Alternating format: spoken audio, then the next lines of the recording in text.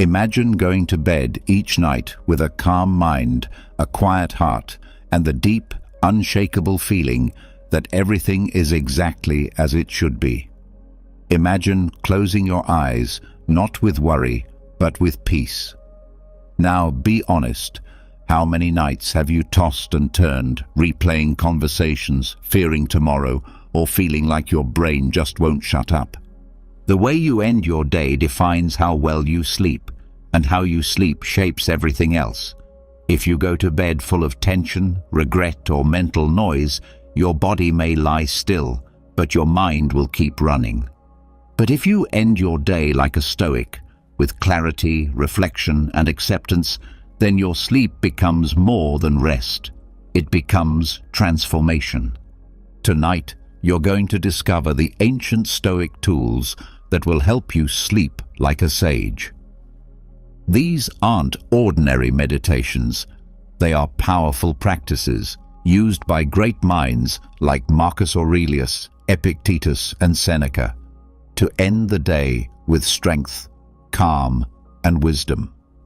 You'll learn how to let go of stress, release control, and face the night with peace instead of pressure. So get ready, because this isn't just sleep. This is 4 hours of healing, reflection, and quiet growth. Before we begin, I want you to make a promise to yourself. Write in the comments, "I sleep like a Stoic." You're not just writing words, you're training your brain to think differently. The more you repeat it, the deeper it sinks into your mind, and the more you'll start to feel it. Write it now. Then let's begin this journey into deep, Stoic sleep. You know that feeling when the lights go off, the world gets quiet, but your mind refuses to follow? You're lying still, but inside your head, it's chaos. Thoughts race, regrets whisper, tomorrow's to-do list stretches like a shadow, and no matter how tired your body is, sleep stays just out of reach. It's not just you.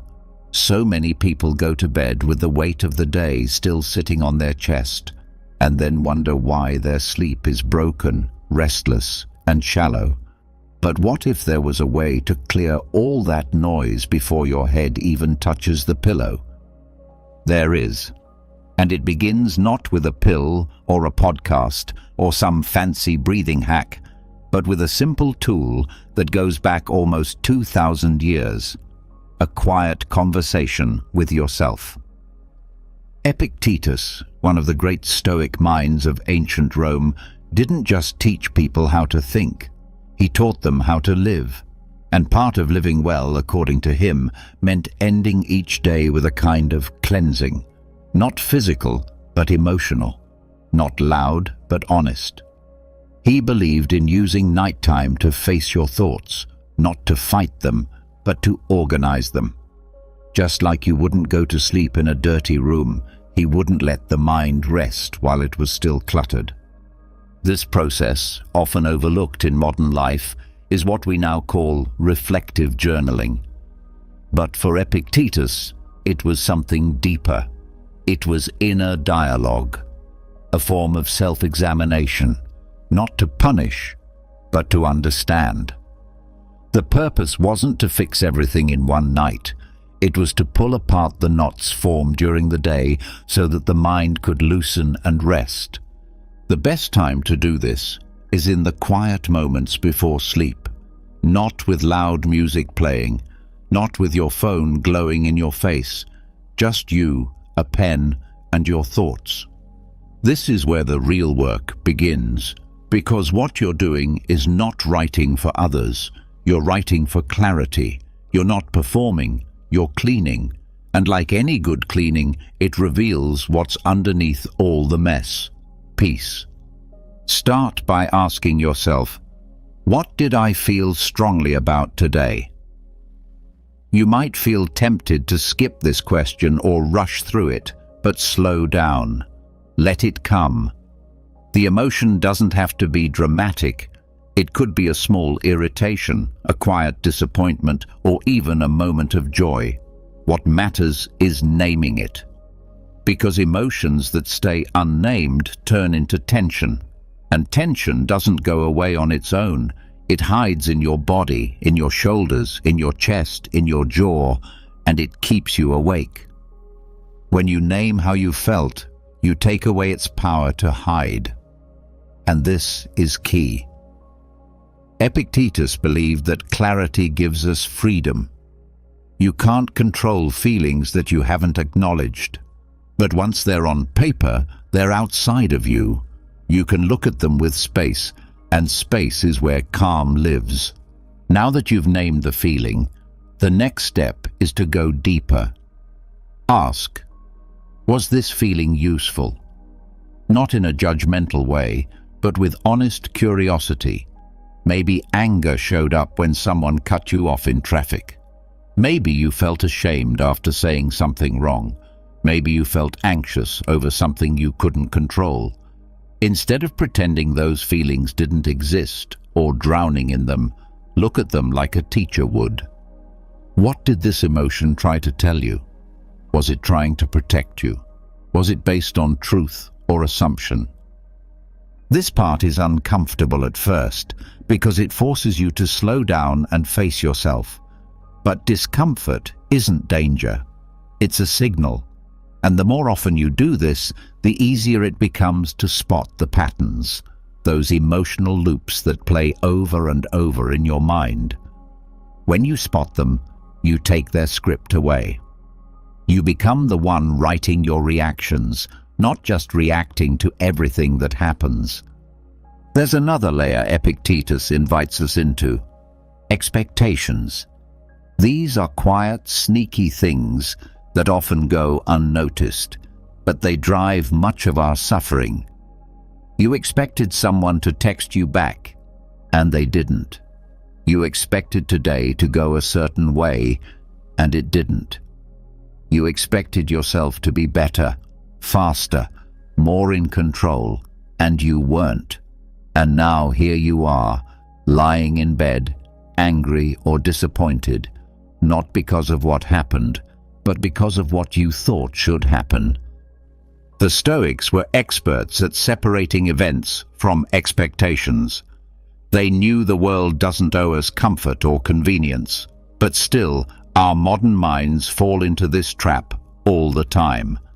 So, as part of your nightly reflection, ask, where did I expect something that was never promised to me?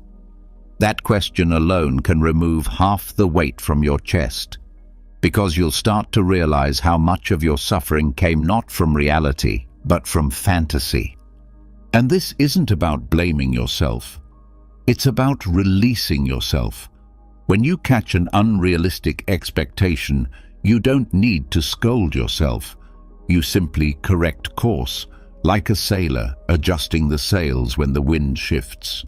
You say, I see now, I expected too much. And with that simple insight, you let go of disappointment. You replace it with acceptance, not giving up, just letting go of the need to control what isn't yours to control.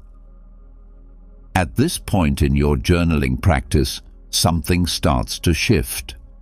You start noticing that the thoughts coming out of you are slower, quieter, and less tangled.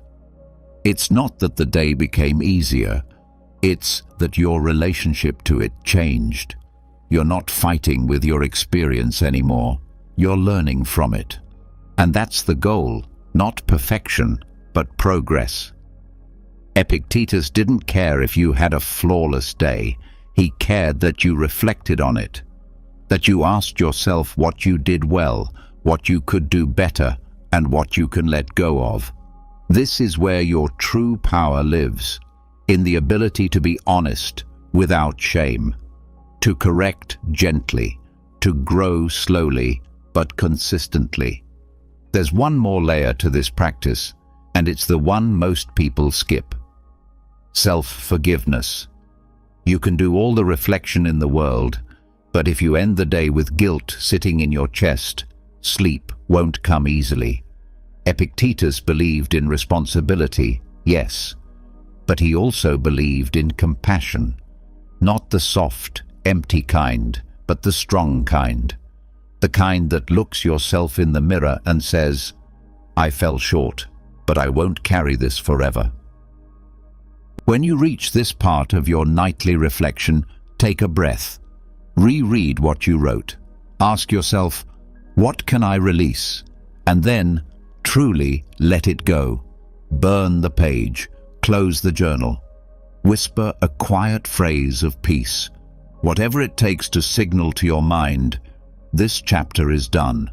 Tomorrow is unwritten. And tonight, I deserve rest. Now something beautiful happens.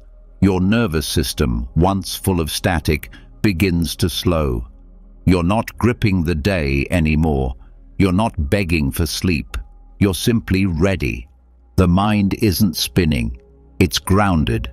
You've done the work. The emotional weight has been set down, and what's left is space, open, still, and healing. This is what Stoic journaling before sleep gives you. Not just insight, not just understanding, but deep emotional release. It helps you untangle the day, not to fix it, but to stop it from following you into the night. It helps you loosen the grip on your mistakes, your fears, your unmet hopes, and in that loosened state, you fall not into sleep, but into peace. What begins as a few quiet questions becomes a ritual, one that strengthens your mind, one that frees your heart, one that prepares you for the kind of rest that actually restores you. Because when you sleep without shame, without mental noise, without unresolved tension, you don't just feel rested, you feel whole. That's the lesson Epictetus left for us. Not in a loud lecture, but in a quiet act. The decision to end each day with truth and mercy. And maybe that's exactly what we need more of. Not noise, not distraction, but honest, silent courage.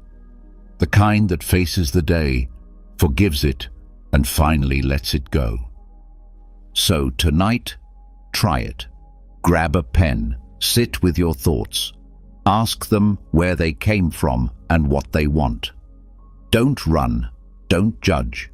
Just listen, reflect, release. And when you're done, let the stillness come. Because in that stillness, something powerful happens. You finally sleep, not just with your eyes closed, but with your soul at ease. And now that your mind has finally slowed, your thoughts laid bare, and your emotions gently sorted, something else begins to rise, quietly, subtly. It's the background hum of "what if," that low, invisible tension that follows even after the journal is closed. What if tomorrow doesn't go as planned? What if something breaks, or someone leaves, or life changes suddenly, like it sometimes does? This lingering fear doesn't shout, it whispers. But those whispers, if left unchecked, turn into anxiety that steals your rest. Even with all the reflection in the world, part of your mind is still watching the horizon, afraid of the unknown. And that's exactly where the next Stoic practice steps in, not to avoid fear, but to face it on your terms, before it has the chance to take control. At first glance, the idea of rehearsing worst-case scenarios before sleep sounds like a terrible idea. It feels like the opposite of calming down. But the Stoics knew something modern psychology has only recently begun to understand. Fear grows in silence. When we avoid thinking about what scares us, it doesn't go away, it grows in the shadows. The more we push it away, the more power it gains. That's why the Stoics didn't hide from fear. They invited it to the table. Negative visualization, or premeditatio malorum as it was called, is the practice of deliberately thinking through the worst possible outcomes, not to scare yourself, but to defang the fear. You bring your anxiety into the light where you can examine it with reason instead of emotion. You're not hoping for the worst. You're simply preparing your mind not to panic if it happens. To do this well, you must start with honesty. Ask yourself, what am I afraid might go wrong tomorrow? It could be something small, like forgetting an important task, or something larger, like losing a job or disappointing someone you love. Whatever comes up, you don't turn away. You lean in. You walk through the fear like a calm observer, not with panic, not with drama, just with clarity. Start by describing the event in detail. Let the fear be seen. Don't exaggerate it, but don't sugarcoat it either. If your worry is about losing control, don't pretend it doesn't matter. Write it down. Look at it fully. Then, once the image is clear, ask yourself what would happen next. Not in fantasy, but in reality. If the worst happened, what would you do? This is where the practice becomes powerful, because once you face the fear and ask yourself, step by step, how you would respond, you start to see something surprising. You wouldn't fall apart. You would adapt. Maybe not easily, maybe not immediately, but you would. You always have. And this recognition, this shift from helplessness to capability, is what dissolves anxiety. Because anxiety feeds off uncertainty. It loves vague shadows. But when you show your mind a clear plan, even for the worst, it relaxes. The unknown becomes known. The monster under the bed is just a coat in the dark. You're not pretending the worst won't happen. You're preparing yourself in case it does. And preparation leads to calm. It's also important to remember that this practice is not meant to ruin your peace. You're not catastrophizing. You're rehearsing with logic and composure. Just like a pilot trains for engine failure so they don't panic mid-air, you're training your mind to handle emotional turbulence. You're building confidence, not by avoiding discomfort, but by becoming stronger than it is. The trick is to stay rooted in reason. If your thoughts start spiraling into chaos, pause. Come back to what you can control. The Stoics always return to this point. Events are outside of you, but your response is not. If your fear is losing someone, ask what virtues you'd need to face grief. If your fear is failure, ask how you'd find courage to begin again. This is not fantasy. This is mental strength training. And there's another layer to this that most people miss. When you rehearse the worst calmly, something unexpected happens. Gratitude appears. Because after you visualize the loss of something, a relationship, a job, your health, when you return to the present moment and see that it's still here, it feels different, more valuable, less ordinary. The people in your life don't seem as annoying. The little problems don't seem as big. You stop taking things for granted, not in a forced, fake way, but in a natural, quiet way that only happens when you felt what it would be like to lose them. So this practice is not just about disarming fear, it's also about deepening appreciation. When you've rehearsed what life would be without something, you're less likely to complain about the version where it still exists. Even if imperfect, even if messy, it gives you perspective. And perspective is one of the greatest gifts you can give yourself before bed. This is why the Stoics practiced this daily, not to invite disaster, but to remove its sting. They believed that by facing loss before it happened, you could meet it without fear if it ever did.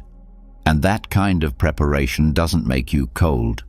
It makes you steady. It makes you ready. You don't become numb, you become grounded. But like any exercise, this takes repetition. You don't need to spend hours, just a few minutes at night. A quiet space, a calm question, What might go wrong tomorrow, and how will I respond? And then a gentle walk through your own courage, your own strategy, your own ability to withstand. There's also another benefit. When you do this before bed, your subconscious mind absorbs it. Instead of falling asleep filled with vague dread, your mind drifts into rest, having seen the storm, walked through it, and made peace with it. You're no longer waiting for disaster to strike. You've already met it and made a plan. This frees up mental space, because much of what keeps us up at night isn't the actual problem. It's the anticipation of the problem. That slow, silent tightening in the chest. That half-thought fear lurking at the edge of awareness. But once you name it, explore it, and visualize your response, the tension leaves. The unknown becomes less frightening. You stop waiting for the shoe to drop, because even if it does, you've got your boots on. And it's not about being overly serious. In fact, sometimes this practice helps you see how absurd your fears actually are. When you walk through the scenario calmly, you might realize that the disaster you feared is just your ego talking, that the ruin your mind predicted is actually just a small setback. And this gives you power, because once fear is seen clearly, it loses its hold. You may even start to laugh at your anxiety, not to mock it, but to see how often it tricks you, how often it convinces you the world is ending over things that barely matter a week later. And in that laughter, there's release, a kind of soft surrender to life's unpredictability. You stop trying to control every detail. You start trusting yourself to adapt. This mindset becomes a habit. The more you rehearse calmly, the less you panic in real life. When something actually does go wrong, your brain says, we've been here before. And instead of freezing, you act with clarity, with purpose, with dignity. That's the mark of a Stoic. Not someone who feels nothing, but someone who fears less. The final piece of this practice is closing the loop. Once you've rehearsed the worst and seen your response, return to the present. Reconnect with the reality in front of you. Remind yourself, right now, I am safe. Not in a forced, wishful way, but in a grounded, evidence-based way. Breathe into that truth. Feel the floor under you, the bed holding you, the breath steady in your chest. This is not denial. This is balance. You've faced the storm and returned home. This is the gift of negative visualization. It doesn't create fear, it tames it. It transforms vague anxiety into quiet strength. It turns "what if" into "I'm ready."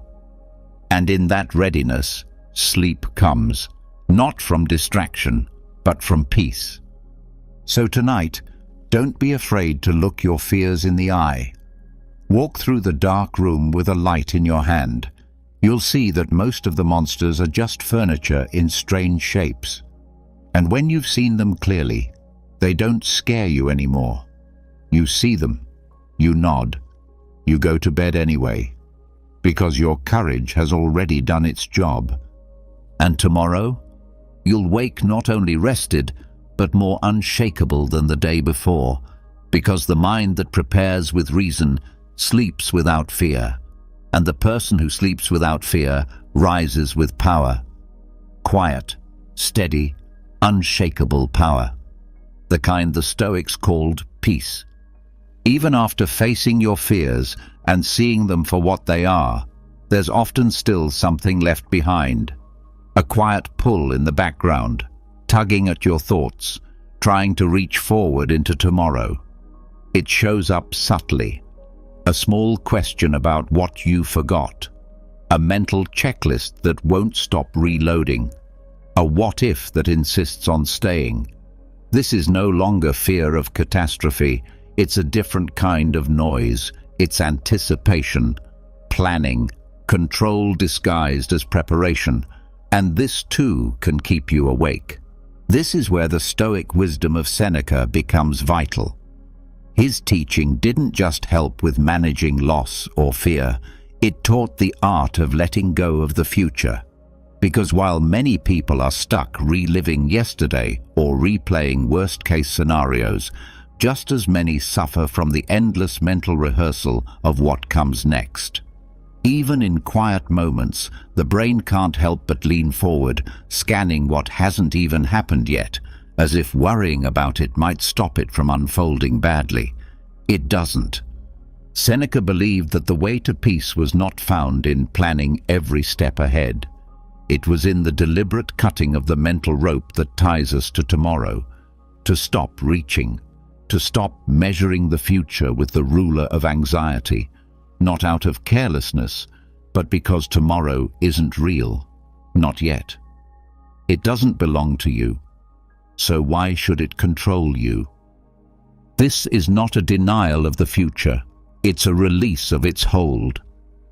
He wrote that we suffer more in imagination than in reality, and nowhere is that clearer than in the way we live tomorrow before it even begins. The mind wants to predict, but in trying to control the future, it forgets to live in the present. The result? Mental tension, fragmented attention, shallow sleep. The solution is to detach, to deliberately stop chasing the shape of a day that hasn't happened. Not by ignoring responsibilities, but by drawing a boundary. There is a difference between preparing and pre-living. One helps, the other drains. The mind that obsesses over every possibility becomes scattered. It doesn't rest. It simulates instead of sleeps. This detachment starts with noticing. If your thoughts keep circling the same topic, an upcoming conversation, a deadline, an event, pause. Don't follow the thought. Watch it. Ask yourself, what am I trying to control right now? What am I hoping to guarantee? Seneca taught that the desire for certainty is often the root of suffering. When you accept that tomorrow will come whether you're ready or not, a new kind of freedom appears. Not the reckless kind, but the kind that says, I will meet it when it arrives. I don't need to live it twice. One powerful method he suggested is to reflect on how often the future has surprised us. Think about it. How many times have you worried about something that never happened? How often have the details of tomorrow unfolded differently than expected? Yet we still cling to the belief that if we just think hard enough, we can steer time with thought. It's not logic, it's habit, and habits can be broken. A practical step here is to write down any future concerns before bed, not to solve them, simply to move them out of your head and onto the page. This creates a mental gate. You're not erasing your duties, you're storing them, like putting tools away in a drawer so you can rest. It tells the brain, we're done for today. And with repetition, your mind starts believing it. You can take this further with what some call a closing ritual. When you feel the thoughts returning, gently repeat a phrase. Tomorrow means nothing tonight. Let the words settle in your chest, not as defiance, but as acceptance. Tonight is not for solving, it's for healing. This shift also requires honesty. Ask yourself, is thinking about this now actually helping, or is it just feeding the illusion of control? Most often, it's the latter. Planning past a certain point becomes worry in disguise. Your body is lying in bed, but your mind is walking circles in a boardroom that doesn't exist yet. You deserve better. You deserve stillness. Detaching from the future also helps you reconnect with your physical body, because thoughts about tomorrow are almost always mental. They pull you up, out, away. But peace lives in sensation. You can't feel your breath in tomorrow. You can only feel it now. So when the mind pulls forward, the antidote is to root down. Inhale slowly. Notice the texture of the air, the rise of the chest, the softness of the blanket. Anchor yourself in presence. Seneca's advice was not to ignore reality, but to see it clearly. And reality, in this moment, is that nothing needs to be solved. You're not in that meeting yet. You're not on that phone call. You're not giving that presentation. You're lying down, eyes closed, heart beating, safe. And that truth deserves your full attention. There's also value in remembering how much power you still have when you rest. Many people resist sleep because they think stepping away from action means giving up control. But true control is found in knowing when to stop, when to say, "This is enough for today." The farmer doesn't keep digging all night to force the seeds to grow. He plants, he waters, and then he trusts. This trust is not laziness, it's wisdom. The ability to let go when letting go is what's needed most. The Stoics were not obsessed with movement. They were obsessed with meaning. And sometimes the most meaningful act is stillness. To be able to say, "I will show up when it's time, but for now, I release everything that is not now." And when you do this regularly, something changes in the way you sleep. The mind no longer feels pulled in 20 directions. There's no invisible battle happening in the background. There's no mental rehearsal draining your energy. Just the quiet, firm decision to live one day at a time, and not a moment sooner. Letting go of the future also invites deeper self-trust.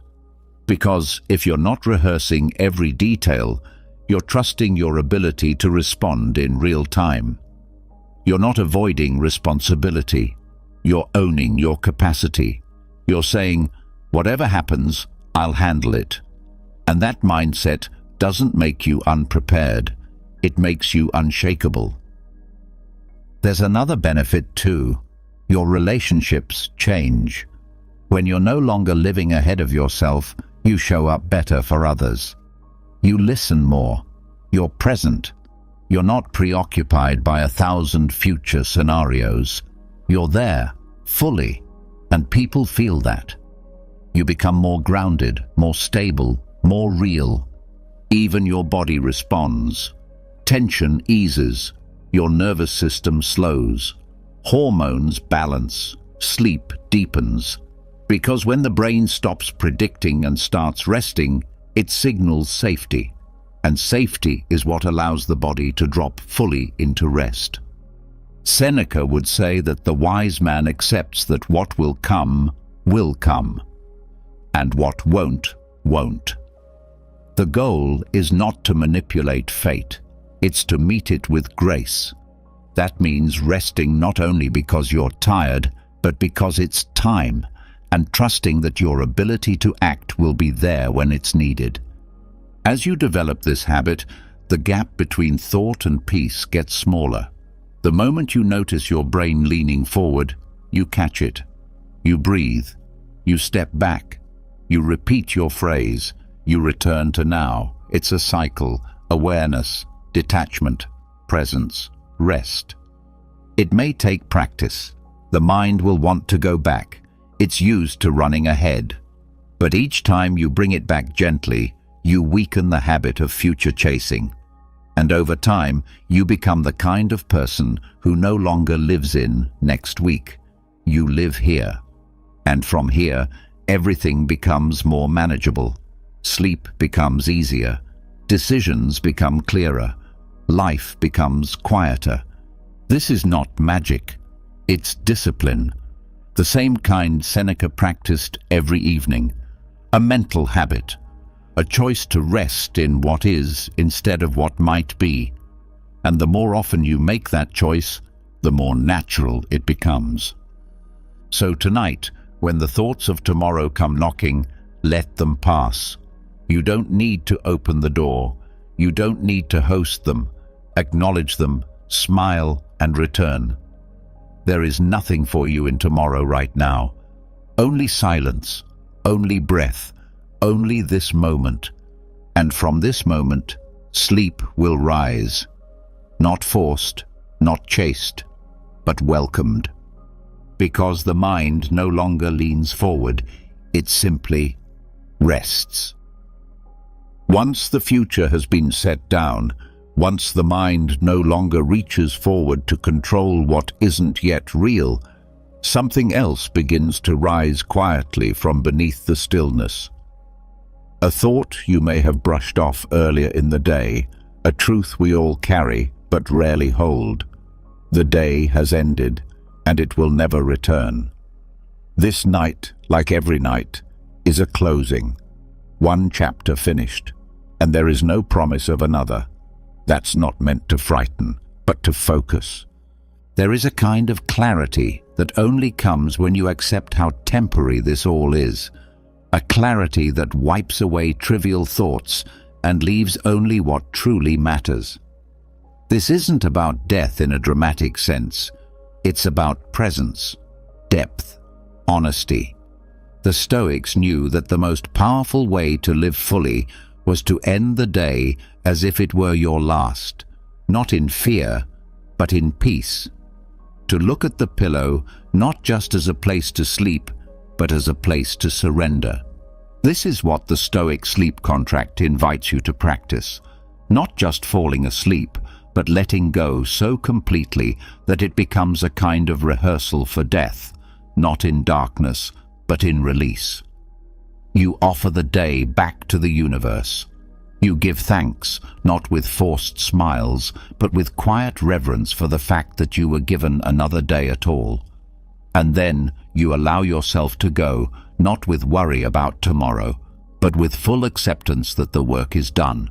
No more trying, no more effort, only stillness. This mindset does something extraordinary. It removes resistance. The part of you that's always holding on, always calculating, always fearing what you might lose, finally loosens. Because there's nothing left to protect. You've made your peace, you've closed the page, you've surrendered the need to hold anything together, and in that moment, everything inside you softens. But this isn't about giving up. It's the opposite. It's about honoring your time so deeply that you end each day with intention, as if it were the final one. Not to scare yourself, but to shift your attention to what is truly valuable. The conversation you had that meant something. The moment you felt grateful. The small thing you did that no one saw, but you knew was right.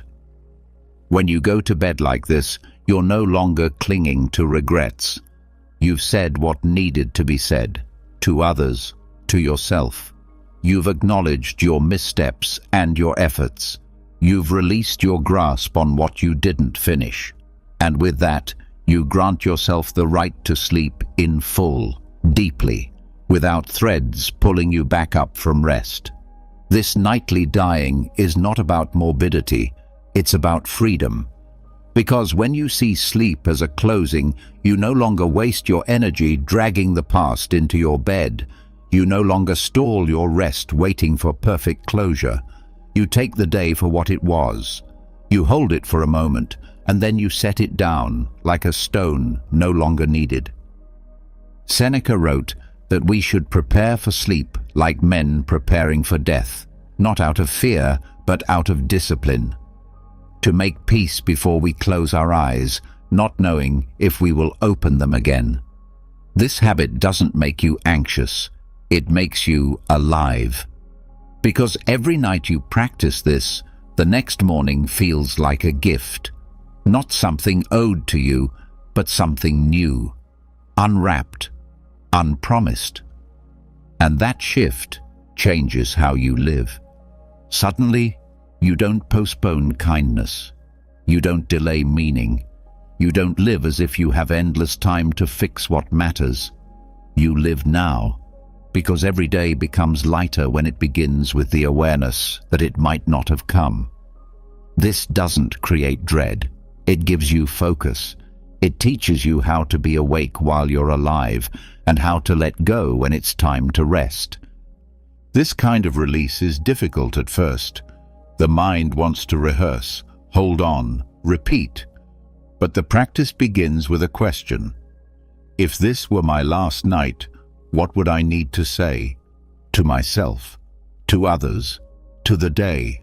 Not to make everything perfect, just to feel clean before you go, just to close your eyes with nothing left unsaid inside of you. Sometimes it's an apology to your own self, for the way you spoke to yourself, for the pressure you placed on your own shoulders, for the times you forgot how far you've come. And sometimes it's gratitude, for breath, for movement, for laughter, for the moments that didn't go unnoticed this time. And in these quiet acknowledgements, something deep begins to shift. You stop postponing your peace. You stop thinking that tomorrow will fix everything. You start realizing that peace isn't a result of everything being right. It's what comes when you stop demanding that it must be. This contract with sleep, with death, with surrender, doesn't need to be written. It's felt. It's renewed each night in silence, in breath, in the still moment when you let your body sink and say, if this is the end, let it be with grace. From that point, everything becomes clearer. The noise falls away. What remains is you, simple, aware, and quiet. You're no longer a character in the middle of a story. You're just a presence, a witness to the day's end, closing it not with resistance but with reverence. And if you wake again, you start not with groaning or rushing or checking messages, but with gratitude. Quiet, grounded gratitude that says, I didn't expect this, but since I'm here again, I'll use this day well. The people who live with this mindset do not sleep more or longer, but they sleep deeper. Their rest is not an escape, it's a full exhale, because their minds are not busy performing 1,000 unfinished scripts. They've already practiced the end. They've already made peace with closure, and that brings with it the rarest kind of calm. This practice also softens fear, not just of sleep, but of life. Because when you get used to facing endings, you stop being ruled by them. You stop fearing loss. You stop thinking you need to hold everything together to feel safe. You let people be who they are. You forgive. You move on quicker, not because it doesn't matter, but because time does. Even your dreams begin to shift. They carry less urgency. Your subconscious becomes less tangled, because you're no longer dragging old emotions and unfinished business into the night. You've addressed what you can. You've accepted what you couldn't. You've returned to stillness, and that stillness shows up in how you sleep and how you wake. This is why the Stoics practiced this, not to detach from life, but to attach more fully to what matters. They didn't see death as something to avoid. They saw it as a mirror, helping them live with more clarity, more attention, less delay. And when you carry that awareness into your nightly routine, your room becomes more than a place of sleep. It becomes a place of closure. Not dramatic, just quiet. A sacred space where you say, today was enough. Whether it was full of joy or hardship, you allow it to end. You do not bring it into the next moment. There's freedom in that. A kind of emotional maturity that doesn't chase more, but honors what is. And in that honoring, your nervous system lets go. Your shoulders release. Your jaw softens. your heart slows, because you're not being chased by the unfinished anymore. You're ready, not just to sleep, but to surrender. Not just to rest, but to let go. And this, more than anything else, is what gives you depth.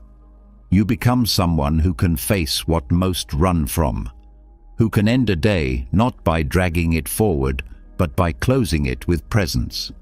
You become someone who lives more fully by sleeping more peacefully, and that is the mark of a wise soul. The Stoics knew that we are not guaranteed a single moment beyond this one. But that's not a reason to panic. It's a reason to love harder, to waste less, to be kind sooner, and to rest more deeply. Because sleep, when approached like this, becomes something else entirely. It becomes a nightly return to what's real. And if tonight is your last night, let it be one where you felt peace. One where you needed nothing more. One where you gave thanks, released the day, and met the dark with open hands. And if it's not your last, then tomorrow is a bonus, a new beginning, one you won't take for granted because you didn't assume it was coming. You earned it. You welcomed it. So now, close your eyes. You've done enough. Release your grip. Let the day fade. Let the night hold you, without fear, without force. Because this day has ended, and so you rest. After letting go of the day as if it were your last, something even deeper becomes possible. The kind of peace that doesn't just release control, but welcomes everything exactly as it was. No edits, no rewrites. Just pure, full-hearted acceptance. Not tolerating the past, but loving it. Not just saying, this is enough, but whispering, this was meant to be. That shift, small as it may seem, is the gateway to something the Stoics called amor fati, love of fate. And when practiced right before sleep, it dissolves the final layers of resistance still hiding in the body and mind. There's a part of us, even after journaling, facing fears, releasing expectations, and rehearsing endings, that still holds on to the idea that things should have gone differently. We think certain conversations should have ended another way, that our efforts should have been rewarded, that we shouldn't have been misunderstood, delayed, overlooked, or hurt. We may not say it out loud, but we carry it. Quiet tension in the background of our minds. This quiet resistance becomes the final barrier to peace. Not because we are weak or ungrateful, but because deep down we want life to follow our design. The Stoics saw this clearly. That much of human suffering is not about what happens. It's about the belief that it should have happened some other way. Amor fati is the practice of ending that argument, not by force, but by reorienting your view. It's choosing to say, not only do I accept this day, I welcome it. Even the things you wish had gone differently, even the moments that didn't feel fair, even the pain. You take it all, not just because you have no choice, but because each part was a piece of something bigger, your growth, your strength, your path. To begin this practice, start by looking back over the day with a different lens. Not through disappointment, but through curiosity. Ask yourself, what if this happened for me, not to me? Not as a cliché, but as a real question. What if that delay protected you from something else? What if that failure revealed where you still need growth? What if that difficult moment was part of the lesson you didn't know you needed yet? You'll start to see something.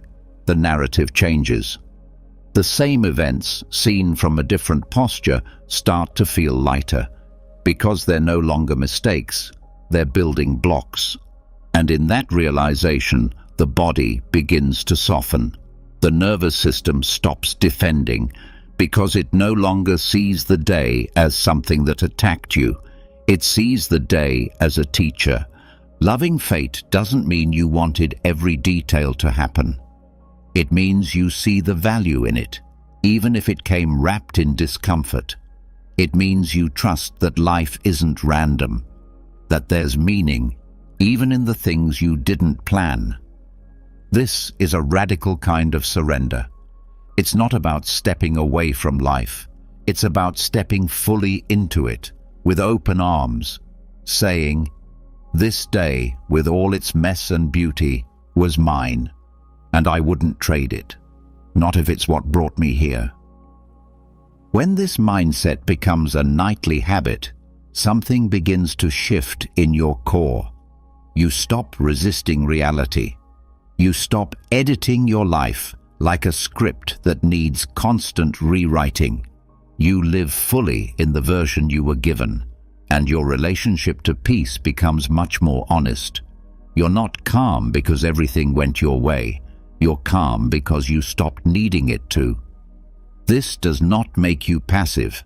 In fact, it makes you more powerful, because when you stop spending your energy arguing with reality, you gain clarity. You act with cleaner motives.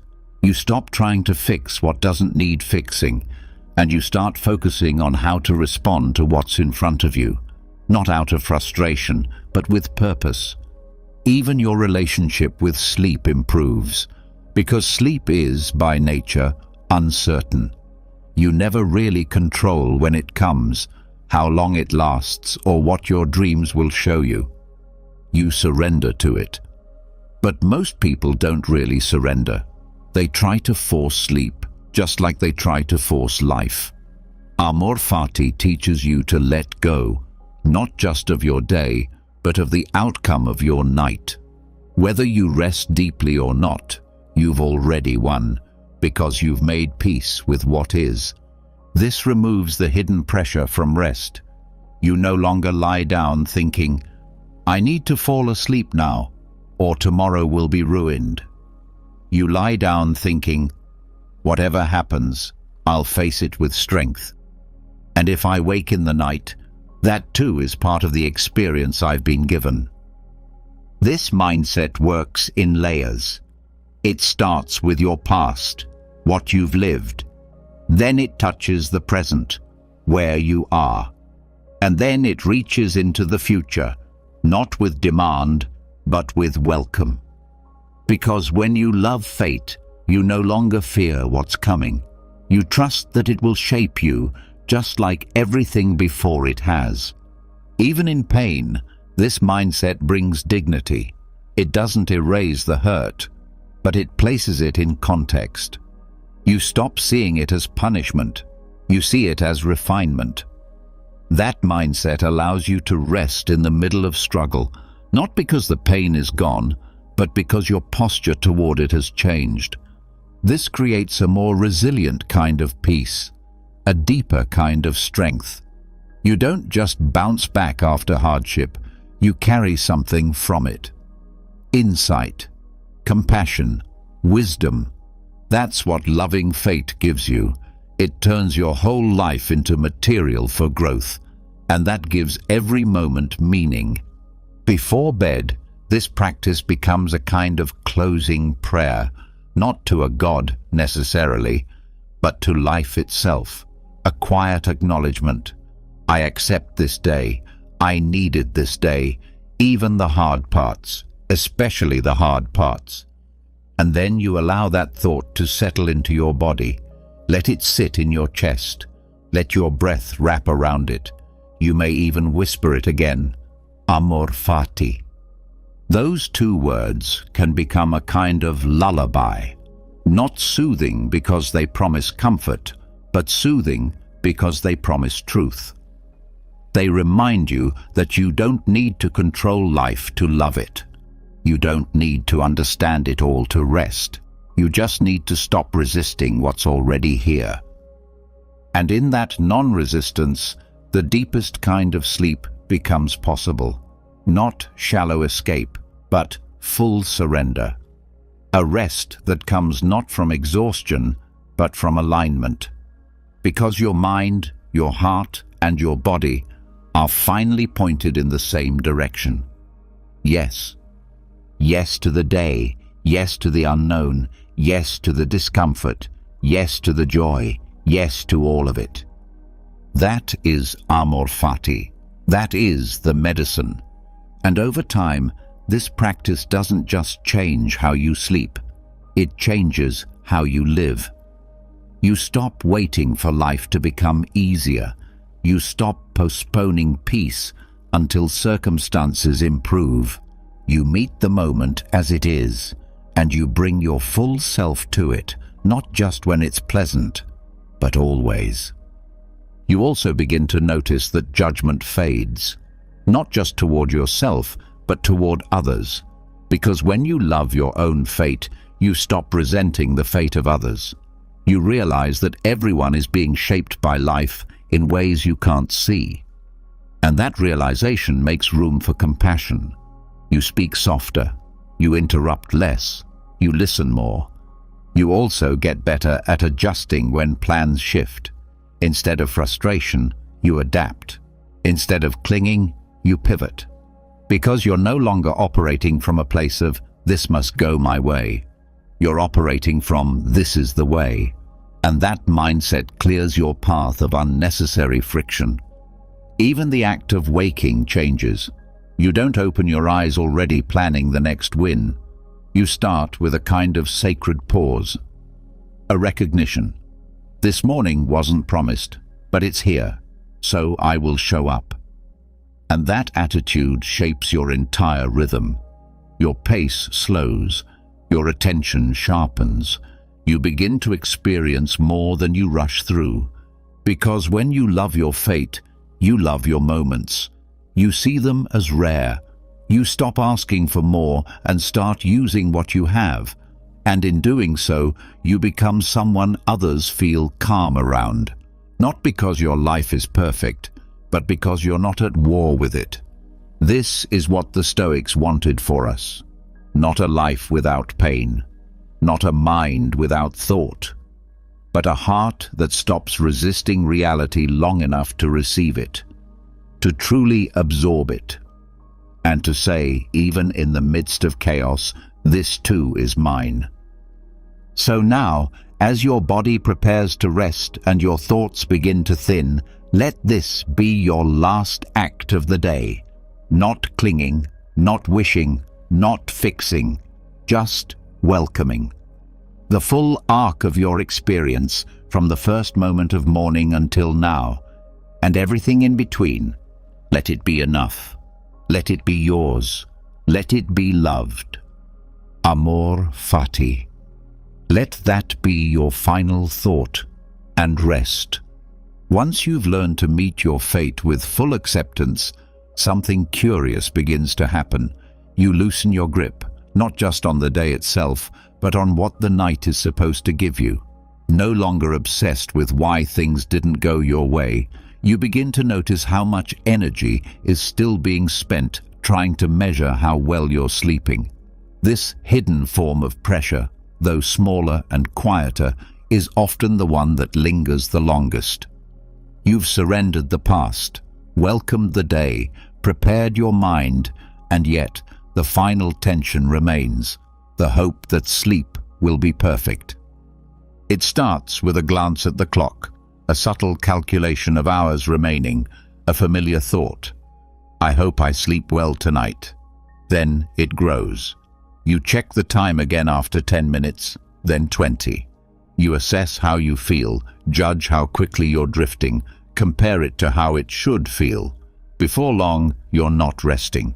You're grading your sleep in real time. The result is a mind that was finally ready to relax, now hijacked again by expectation. This is where Stoic indifference becomes one of the most practical and surprisingly liberating tools of all. Because when you train your mind to care less about sleep quality, sleep often improves. Not through effort, but through absence of obsession. This is not about apathy.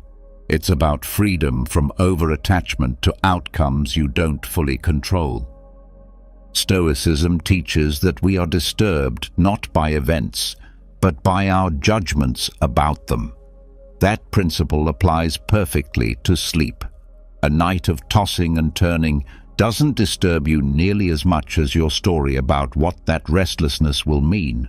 It's the narrative, "I'm failing, I'll be tired, tomorrow is ruined," that creates more damage than the lost minutes of rest themselves, which means that peace comes not from fixing sleep, but from removing its grip on your mood, your identity, and your expectations.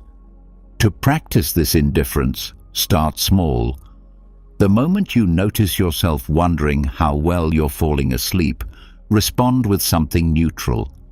Maybe I sleep deeply, maybe I don't. Either way, I'll manage. The aim is not to convince yourself of a perfect night, but to break the pattern of over-concern. You're interrupting the loop that says poor sleep equals poor life. This creates room to stop monitoring your state. Many people go to bed and spend the first hour performing sleep, waiting to feel drowsy, as if rest is a stage and they're being watched. But sleep, like any natural process, resists performance. It comes when it's not being hunted, when the mind isn't tracking its progress like a scoreboard, when you can say, "I release the need to feel perfect before rest." That phrase alone can become a kind of micro-meditation, short, calm, and freeing. The goal is not to teach your mind that sleep doesn't matter. It's to teach it that you don't have to measure and control it in order to function, to recover, or to be at peace. You already know how to handle days on low rest. You've done it before. You'll do it again. You're not fragile. You're adaptable. This awareness, spoken internally with calm authority, becomes a reset switch for your nervous system. Another powerful shift happens when you begin treating wakefulness at night with the same indifference. You wake up at 3 a.m. The familiar panic rises. Why am I awake? I need to sleep. But instead of fighting that moment, you accept it. You let your body lie there with zero demand. You say to yourself, "It's okay to be awake. I'll sleep again if needed. I'm still resting." That mindset takes the sting out of the moment. You stop resisting wakefulness, and ironically, that resistance is often what was keeping you up in the first place. This is the heart of the Stoic teaching. What you fight, you strengthen. When you stop fighting wakefulness, you disarm it. You turn the night from a battleground into a neutral space. Not everything has to be fixed. Not every second needs to feel productive. You don't owe your body a flawless recovery. You owe it patience. These micro-meditations are small mental phrases repeated with clarity and calm. They serve as mental anchors when the mind drifts toward worry. They might be as simple as, "I rest without needing to feel rested right now." Sleep comes or it doesn't. I remain steady either way. My value is not measured by how well I sleep. Each one is designed to create just enough space between your thoughts and your reactions. That space is where peace grows.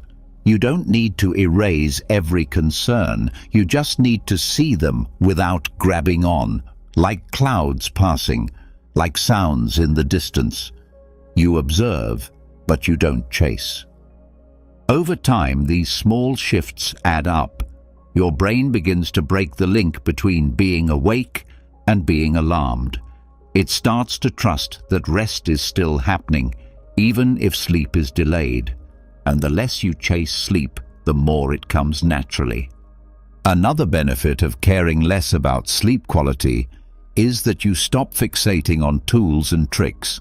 You realize that true rest isn't found in perfectly timed supplements, apps, or rituals. It's found in your relationship to rest itself. That means you can sleep well in a different bed, in a noisy city, in unfamiliar surroundings, because your mind no longer needs everything to be perfect. It just needs you to stop resisting. You also start to develop resilience, the kind of mental toughness that says, even on poor sleep, I will not collapse. That inner voice, calm but firm, tells your body it is not in danger. It tells your nervous system that it is safe. That message alone, repeated gently but consistently, becomes your new foundation for sleep. Not control, but trust. You begin to see the night differently, no longer as something you must master, but as something you share with nature. You don't rush the sun to rise. You don't order the moon to shine. You simply participate in the rhythm.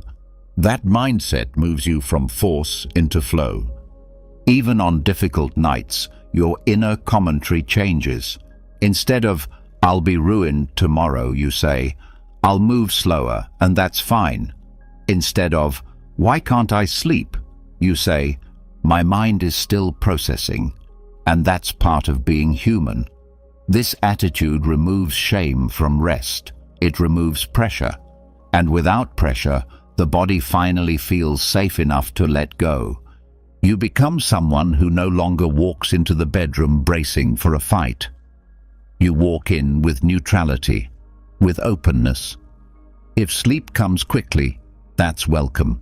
If it doesn't, that's accepted. Either way, you're okay. There's even value in nights where rest is thin, because those are the nights where your practice is tested. Not in theory, but in real time. You get to prove to yourself that your peace doesn't depend on everything going smoothly. That kind of proof stays with you. It's stored in your bones. It makes you stronger, not because you fought harder, but because you allowed yourself to stop fighting. In many ways, this is the ultimate Stoic practice. To approach something as personal and essential as sleep with both effort and detachment. You set up your environment. You lower the lights. You wind down. And then you let go. You stop needing a specific result. You stop bargaining. You stop performing. You simply lie down and let the night take its course. This makes room for gentleness. You start speaking to yourself not like a drill sergeant, but like a guide.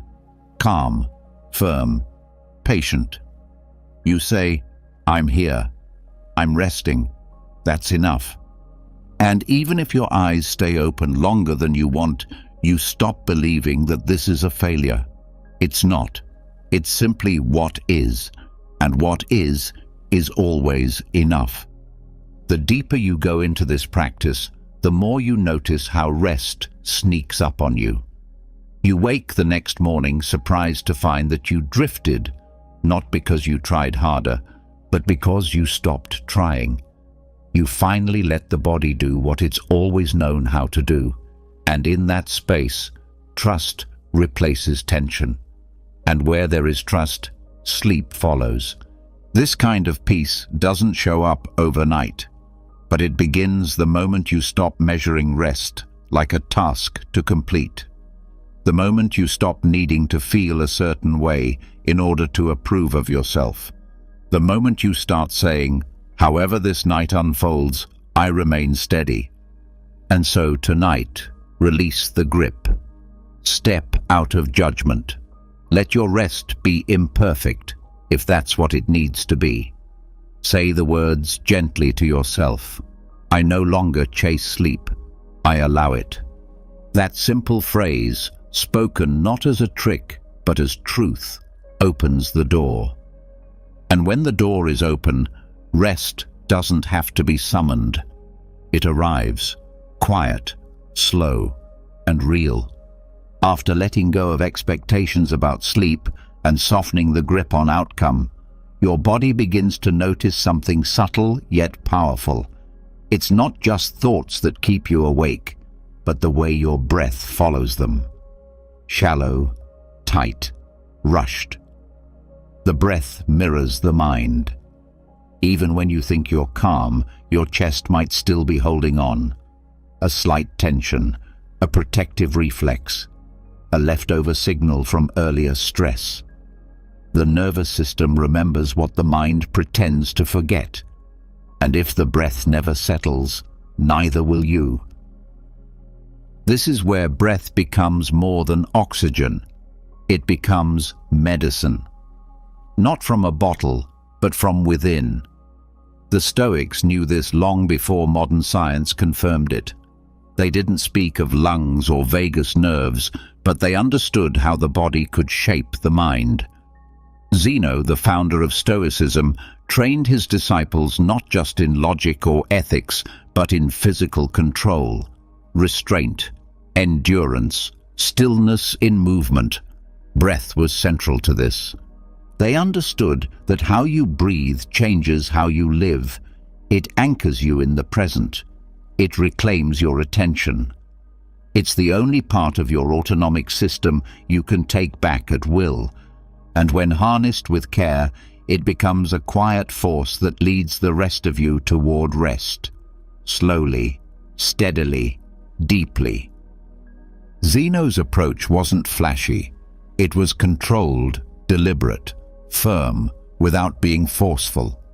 In a world of chaos, he taught stillness through rhythm. This rhythm can be returned to at night, especially in the moments when your mind wants to wander or your chest feels tight. Instead of trying to quiet the thoughts, you slow the breath, and the thoughts follow.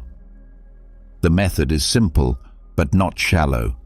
You breathe in through the nose for 4 counts, hold for 7, exhale slowly for 8. This creates a physiological response, a drop in heart rate, a calming of the adrenal system. But it's not just biology, it's ritual. A statement of control, not over the outside world, but over your inner state. It's you saying, I decide how I meet this night. As you begin, do not try to perfect it. The point isn't to hit exact numbers, it's to stay with the breath longer than the thought. The mind will pull, the body may resist. That's expected. Endurance was Zeno's lesson, not in pushing through, but in staying steady, breath after breath, no judgment, no rush. You inhale slowly, not just to bring in air, but to bring in presence, to connect to what is real right now, to feel the lungs expand, to stretch the ribs. You pause, not to hold tension, but to settle into stillness. This pause is a sacred space between intention and surrender. Then you exhale even slower, as if releasing the weight of the day, little by little, molecule by molecule. Every breath out is a decision to loosen your grip on everything you no longer need to carry. In this rhythm, you begin to notice things, how much you were holding, how fast you were thinking, how tight your shoulders had become. The breath brings awareness, not through effort, but through presence. You are no longer analyzing the day, you are participating in the moment, fully, simply. The longer you stay with the breath, the more you teach your nervous system that it is safe, not because everything is perfect, but because you are no longer resisting. Safety, in this context, is not a guarantee, it's a message, and breath is the messenger. Slow breathing tells the body, we are not in danger, you may rest now. Zeno's breath also teaches restraint, not just of action, but of reactivity, the urge to move, to fix, to think, to get up and check the time. These small impulses are all tied to the belief that something must be done, that stillness is not enough. But with each breath, you prove otherwise. You stay, you sit, you lie, you wait, not passively, but with power. This method isn't about reaching some transcendental state. It's about reclaiming the natural state that was always yours, the one buried under deadlines and distractions, the one that speaks softly and waits patiently, the one that only reveals itself when the noise drops low enough to hear it. Breathing like this also changes how you experience time. Each cycle becomes a kind of anchor, keeping you rooted. You stop drifting into future concerns or past regrets. You stay in the 4, the 7, the 8. You let each number guide you back. If thoughts come, they do not interrupt. They float beside the breath and then fade. You may notice that your mind tries to speed up. It wants to return to old patterns, to skip the pause, to shorten the exhale. This is normal. The breath exposes your habits, and in doing so, it offers a doorway to change. Every time you catch yourself rushing and return to the rhythm, you are practicing a kind of discipline far deeper than force. You are practicing authority over your internal world. This discipline carries into how you fall asleep. You stop waiting to feel sleepy. You stop demanding drowsiness. You simply breathe and trust. Sleep becomes a side effect, not the goal. The breath becomes the bridge between tension and surrender. You might also notice that with time, the breath creates silence, not just around you, but inside you. The kind of silence that is not empty, but full of awareness, full of calm, full of a quiet strength that cannot be taken by circumstances. This is the reward of the practice, not just better sleep, but deeper resilience. In that silence, you may feel emotions rise, sometimes grief, sometimes joy, sometimes nothing at all. The breath makes space for whatever is real. You do not need to interpret, just allow. The breath is not trying to fix you, it's trying to reveal you. Each night you return to this practice, your body learns quicker. You enter the rhythm with less resistance. The breath meets you like an old friend, familiar, gentle, steady. The body no longer waits to be convinced. It follows, and when the body follows, rest is no longer something to chase. It arrives quietly, like the tide, unforced, certain. You also begin to carry this rhythm into your days. In moments of stress, you find yourself pausing, slowing, choosing a longer exhale instead of a sharper word. You begin to see how breath changes not just your sleep, but your choices. It becomes your tether to clarity. Zeno didn't leave behind a written method, but his life was his teaching, a life of simplicity, control, endurance. This breath is our way of learning what he practiced, not in words, but in rhythm, not in theory, but in the muscles, the lungs, the stillness. As you lay down tonight, you are not just lying in a bed, you are entering a training ground, a place where your breath becomes your teacher. Not harsh, not rushed, but firm, patient, present. Let the inhale gather you, let the pause steady you, let the exhale free you. And let it all repeat, not to force sleep, but to practice peace. Because the one who masters breath masters the night, and the one who masters the night wakes not just rested, but whole. Once the breath has steadied and the body begins to release what it was holding, the mind becomes still enough to receive something even deeper, a perspective shift that does not come from within, but from far, far beyond. Up to this point, much of your night's preparation has focused on your thoughts, your patterns, your body, your history. But there is a quiet liberation in leaving the self behind altogether. Not in a way that erases your identity, but in a way that makes space around it. When everything inside has been settled, it becomes possible to look outward and upward, not to escape, but to place your life inside a bigger frame. The Stoics often practiced this zooming out as a way of keeping perspective. Marcus Aurelius wrote in his Meditations that when you feel overwhelmed, step back and look at the stars. He meant it literally. He described how the soul could be elevated by contemplating the scale of the universe. This wasn't meant to make you feel small in a diminishing way, but small in a grounding way. Small, but still part of something vast and meaningful. That shift takes pressure off the self, off your tasks, off your image, off your fears. When you're lying awake and tangled in thought, the mind makes everything personal. It starts to believe your current frustration or worry is the center of all things. Your world narrows. But the moment you mentally lift above it and view your life from a wider vantage, something softens. Not because your problems vanish, but because their weight becomes relative. You begin to see how temporary, how passing, how fluid everything really is. What felt like a mountain becomes a hill. What felt urgent becomes quiet. This isn't spiritual bypassing. It's clarity. It's using reason to dissolve distortion.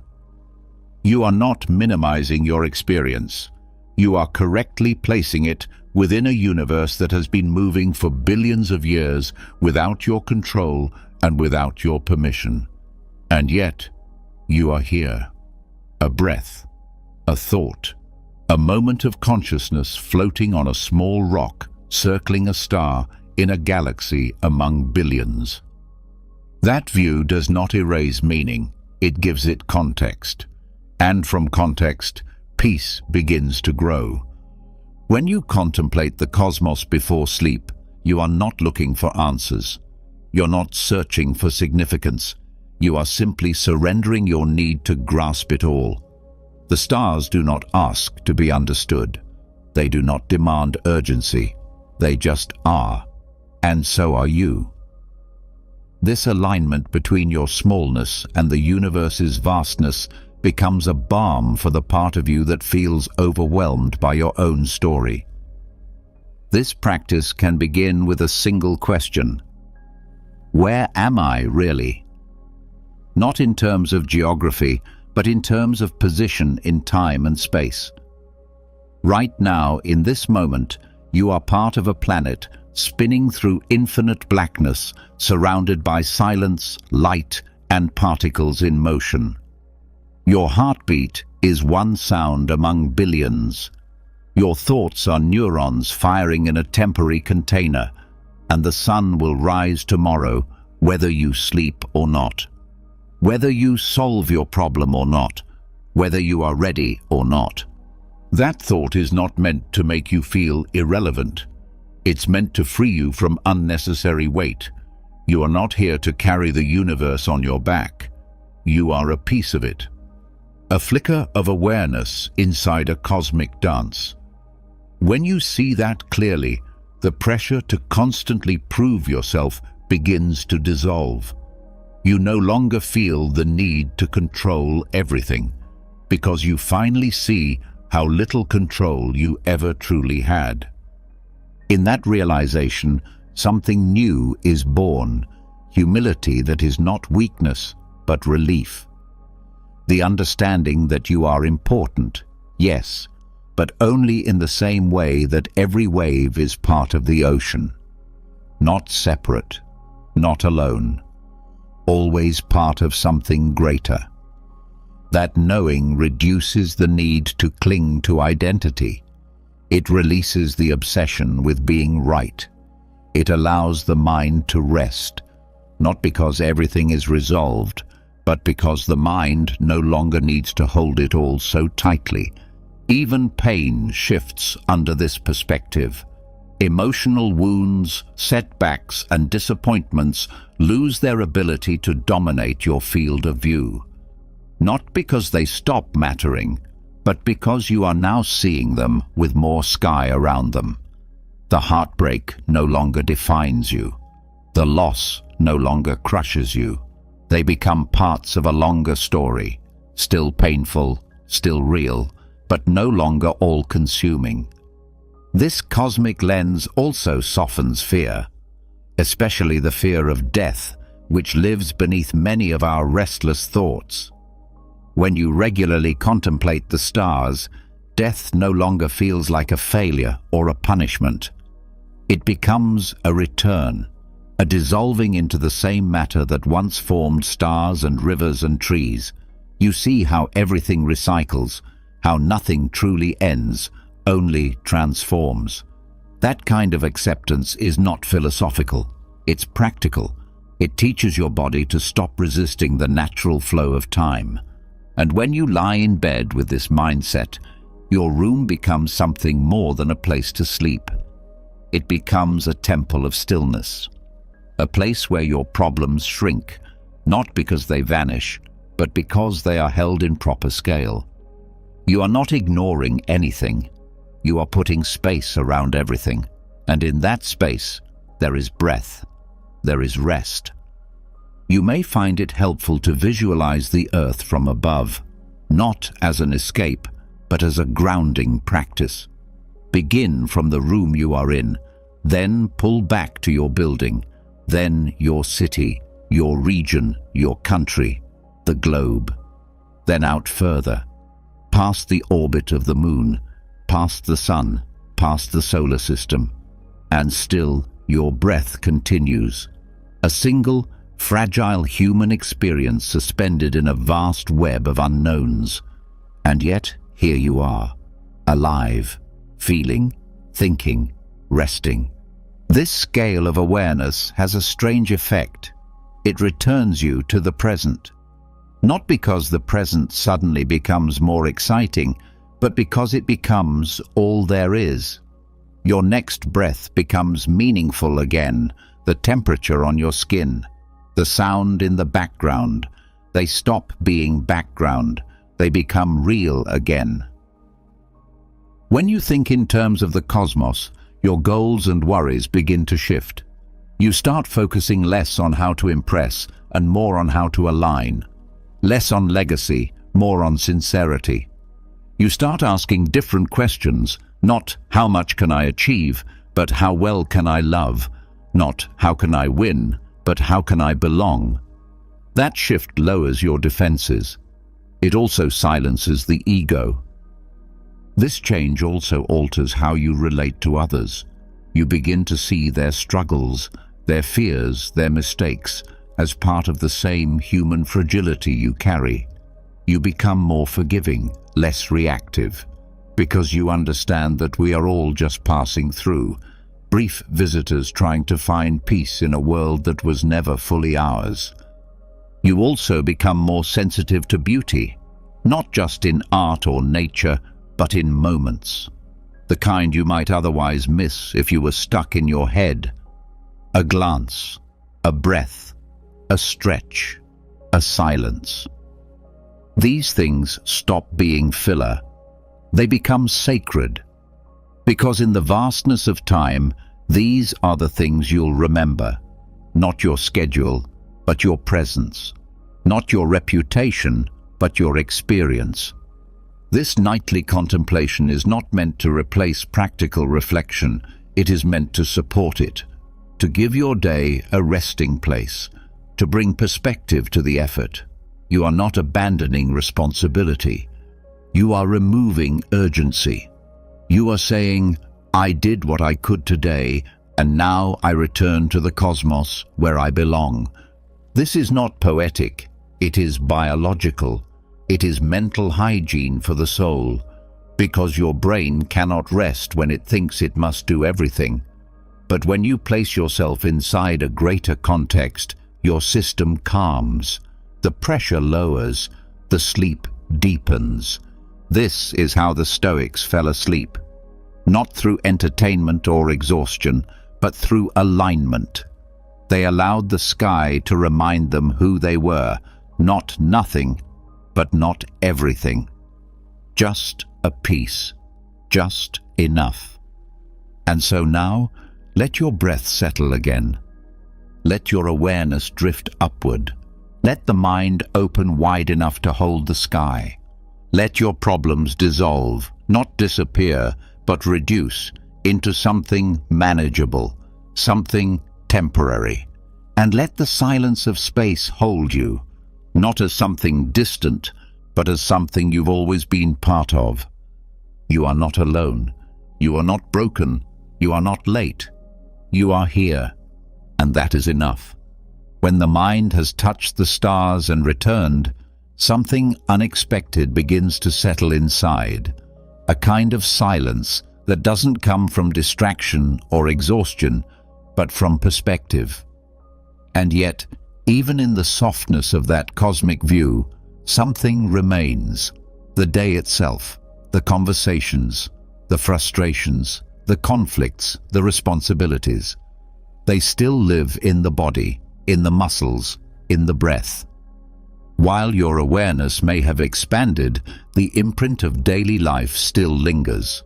What you carry into the night doesn't only come from above, it comes from what you walk through on the ground. This is where Stoic practice becomes deeply personal and profoundly practical. It's not about escaping your stress, it's about transforming how you relate to it. Every single challenge you face during the day, no matter how frustrating or inconvenient, has left behind a residue. The tension is not always in the event itself, it's in your interpretation of it. If left unprocessed, it becomes friction, and that friction prevents stillness. But when you learn how to convert that tension into insight and even gratitude, the weight releases, and what was once a source of disturbance becomes a pathway to rest. The Stoics believed that obstacles are not interruptions of life. They are life. They are the raw material of growth. Marcus Aurelius wrote, "The impediment to action advances action. What stands in the way becomes the way." This isn't just a clever line, it's a mental shift that changes how you carry your day into the night. Because if you begin to see each problem not as something to regret, but as something that trained you, everything softens, everything finds a place. This process begins by revisiting the events of the day, not to relive them, but to reinterpret them.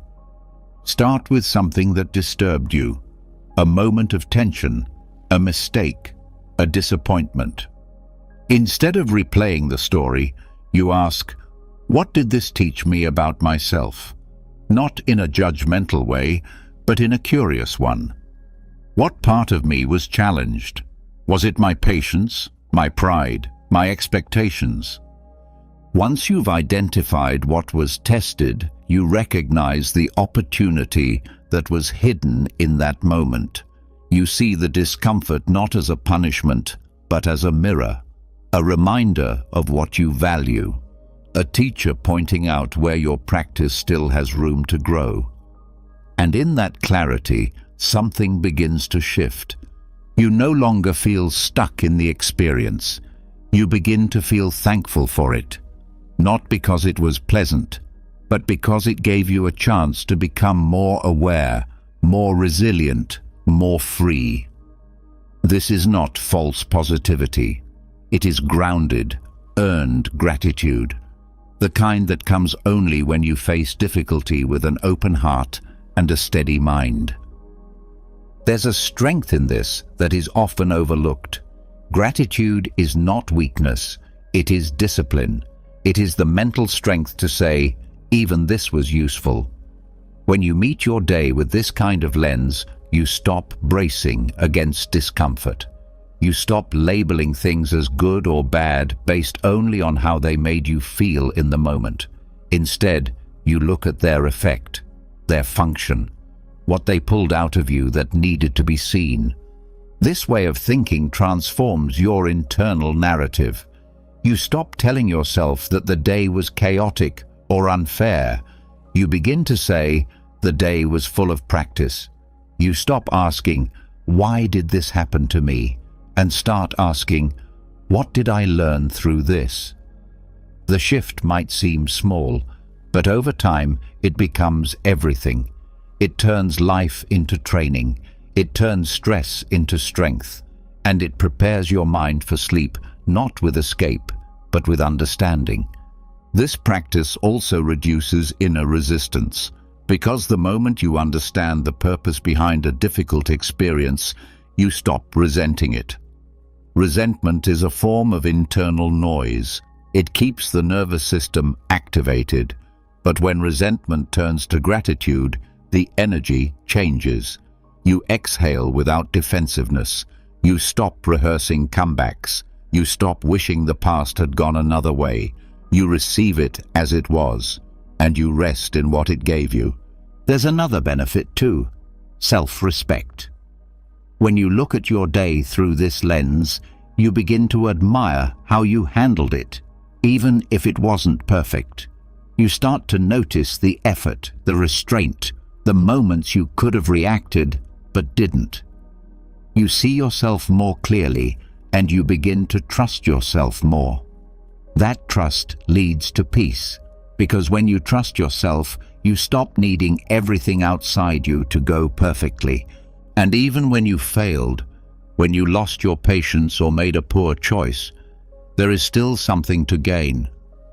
You ask, "What did this show me about my reflexes? What belief drove that reaction? What part of me felt threatened?" These questions are not punishments. They are clarifiers, and clarity is a relief, because once you see the cause, you can adjust. You don't stay stuck. You learn, and learning is forward motion. Gratitude also brings your attention to the unnoticed. Not every obstacle is loud. Some are quiet, invisible. The task you completed even though you didn't feel like it. The way you showed up for someone when you were tired. The decision not to argue when you could have. These moments are easy to miss, but they are the bricks of strength that your character is built from. And when you notice them, you reclaim the narrative. You remember who you are becoming. Even physical tension can be addressed this way. When your body holds stress, it's often because the mind has not yet made peace with an experience. But when you shift your thinking about that moment, from frustration to gratitude, the body responds. It lets go. The breath deepens, the jaw relaxes, the stomach softens. You are no longer at war with what happened. You are learning from it, and learning feels safe.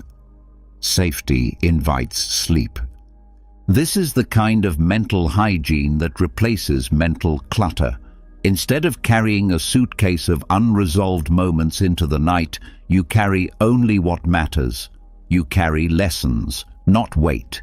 You fall asleep knowing that everything had meaning, not because you forced it to, but because you opened your eyes enough to see it. This doesn't mean you loved every moment. It means you respected it. You honored the opportunity it gave you to grow in character. That is the Stoic definition of gratitude, not saying thank you for ease, but saying thank you for truth, for training, for clarity. Over time, this habit becomes automatic. You begin turning toward discomfort instead of avoiding it. You begin asking better questions in real time, not just at night. You begin treating life as a partner in your development, not an enemy to survive. And this attitude creates stability, not just during the day, but in the hours before sleep, when the mind is most raw and honest. Your sleep then becomes a reward, not for perfection, but for reflection. You've processed the day, you've translated the tension, you've pulled the meaning from the chaos, and now there's nothing left to solve. Only rest. So as the lights go dim and the room grows quiet, take one last inventory. Not of tasks, but of tests. Think through the challenges you faced and name the traits they helped sharpen. Patience, discipline, honesty, courage, humility. And then say thank you, not with words, but with breath, with peace, with stillness.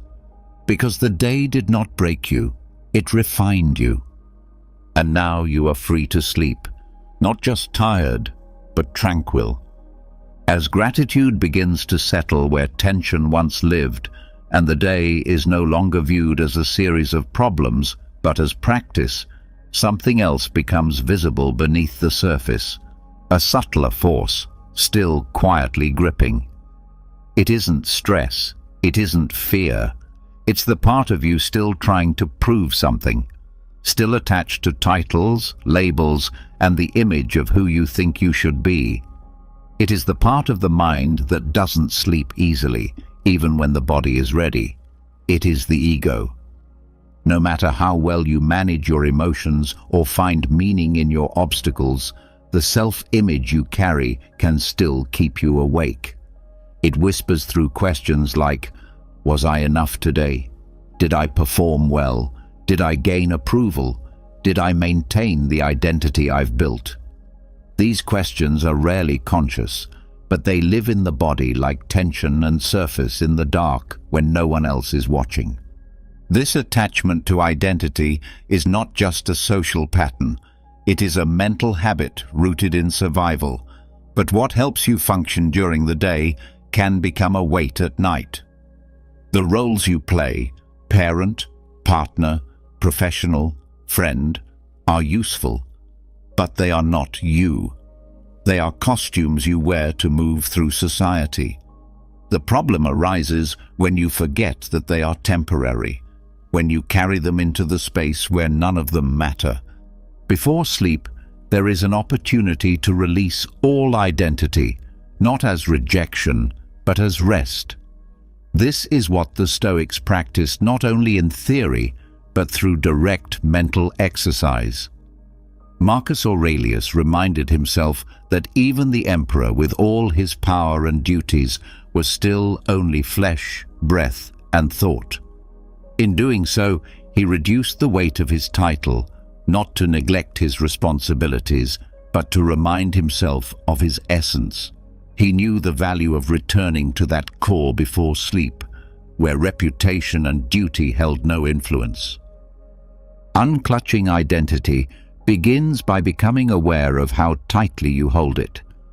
Even subtle thoughts like, I should have done more, or they think this of me, are signs that your ego is still active. It's not about erasing your name or abandoning your purpose. It's about loosening the grip on being someone in particular. The ego wants to be solid, consistent, praised. But the deeper part of you, the observer, doesn't need any of that. It simply exists. And existence is enough for rest. One of the ways to start this release is to ask yourself a powerful question. Who am I without my roles? Who are you without the name, the job, the story, the success, or the failure? These are things that have shaped your experience, but they are not your essence. Letting go of them, even for a few hours, returns you to stillness. Sleep doesn't care if you succeeded today. It doesn't care about your image. It asks only for surrender. This surrender isn't dramatic, it's gentle. It's practiced by noticing the thoughts that tie you back to identity and allowing them to fade. If the mind brings up your status, say silently, that's not needed right now. If it replays a moment where your ego was bruised or boosted, say, that too can be let go. These responses are not about shutting down the mind. They are about giving it a different task, one that supports silence over stimulation. As this habit deepens, you may begin to notice how many thoughts are based on proving, defending, or maintaining who you think you are. These thoughts are often disguised as planning or reflection, but they carry an urgency that is unnecessary before sleep. You don't need to prove anything at midnight. You don't need to be admired while your eyes are closed. Let that truth be freeing. This process also helps dismantle comparison. The ego thrives when it sees itself through others, better, worse, above, behind. But none of that survives the night. In the dark, you are simply a being in need of rest. And when comparison fades, compassion grows. You no longer see people as mirrors for your worth. You see them as fellow travelers, equal in uncertainty, equal in longing, equal in sleep. To support this release, consider a practice the Stoics quietly embraced, reducing the self to its basic nature. You are a body needing recovery, a mind needing stillness, a soul needing peace. Everything else is extra, not unimportant, but not essential in this moment. If you can return to these basics before sleep, your nervous system will follow, because the body responds not only to breath and thought, but to identity. When you stop performing, it stops protecting. This kind of identity unclutching also prepares you for aging, change, and loss. When you practice letting go of who you were during the day, you become more flexible when life asks you to shift in bigger ways. You stop clinging to status as a source of security. You begin to locate peace in something that doesn't change with titles, roles, or reputation. And that inner stability becomes the ground you sleep on, not your mattress, but your state of mind. This habit is especially useful when dealing with transitions, retirement, job loss, shifting relationships, moments where your title dissolves. If your peace has always depended on your label, sleep becomes fragile. But if you've practiced releasing your identity nightly, these transitions become less frightening. You've already learned how to rest without the costume. Now you simply wear it less often. There is also a great gentleness in this practice, because when you let go of identity, you no longer judge yourself so harshly. The inner critic that says you didn't perform well enough is attached to an image. When the image dissolves, the judgment loses power. You don't need to be a perfect version of anything before resting. You only need to be honest, present, and willing to be human. One method for releasing identity is visualization.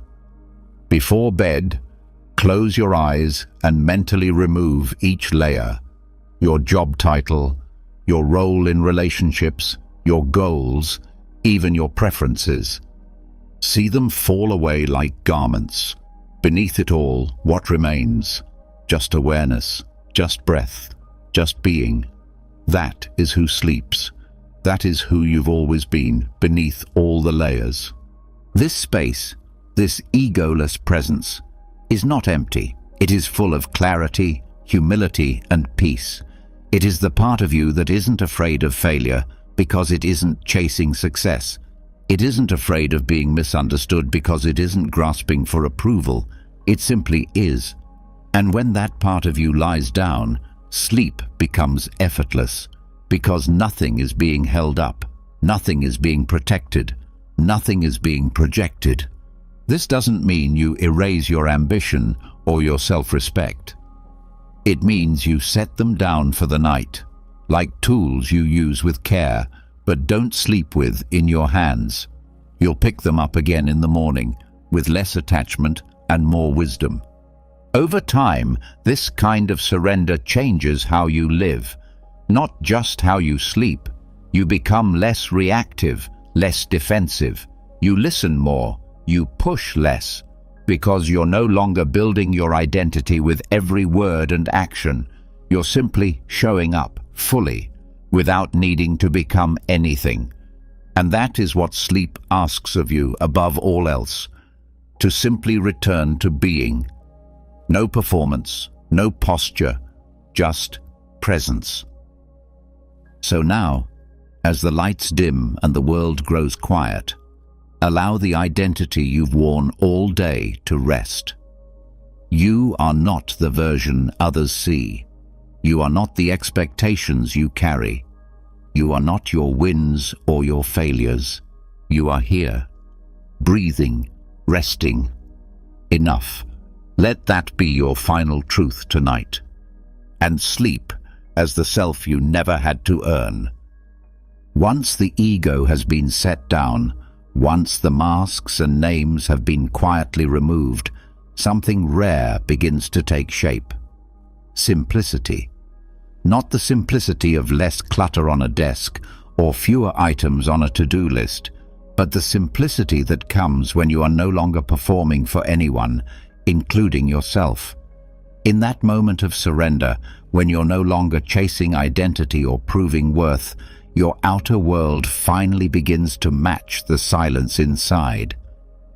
But if the space you sleep in is filled with the same noise you've spent the entire evening dissolving, that calm cannot last. Your environment speaks to you whether you notice it or not, and the bedroom, though small and often overlooked, plays a crucial role in shaping your inner state. It either whispers peace or stirs up noise. Most people never question what surrounds them. They sleep surrounded by things that quietly reinforce pressure, visual reminders of status, success, expectations, and unfinished tasks. Even when the phone is off and the lights are low, the room still holds presence. That presence either softens you or tightens you. The Stoics understood this. While they didn't have modern bedrooms, they were deeply aware of the way external conditions influenced the mind.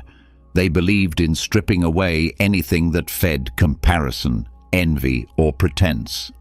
Not because they hated comfort, but because they valued clarity. A Stoic monk's space was never about deprivation. It was about protection from noise, vanity, and false identity.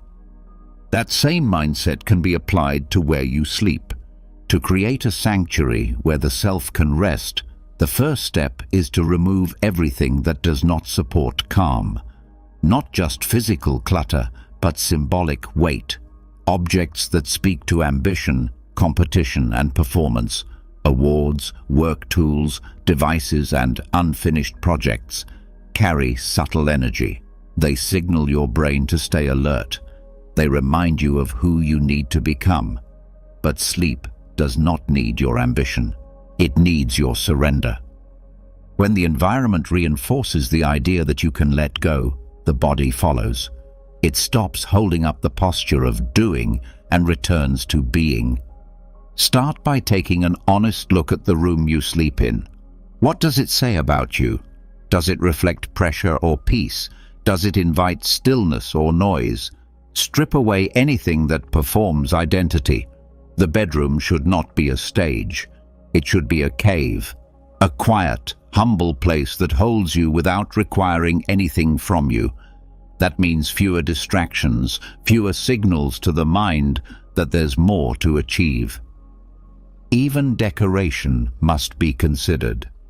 A space does not need to be empty to be stoic. It needs to be aligned.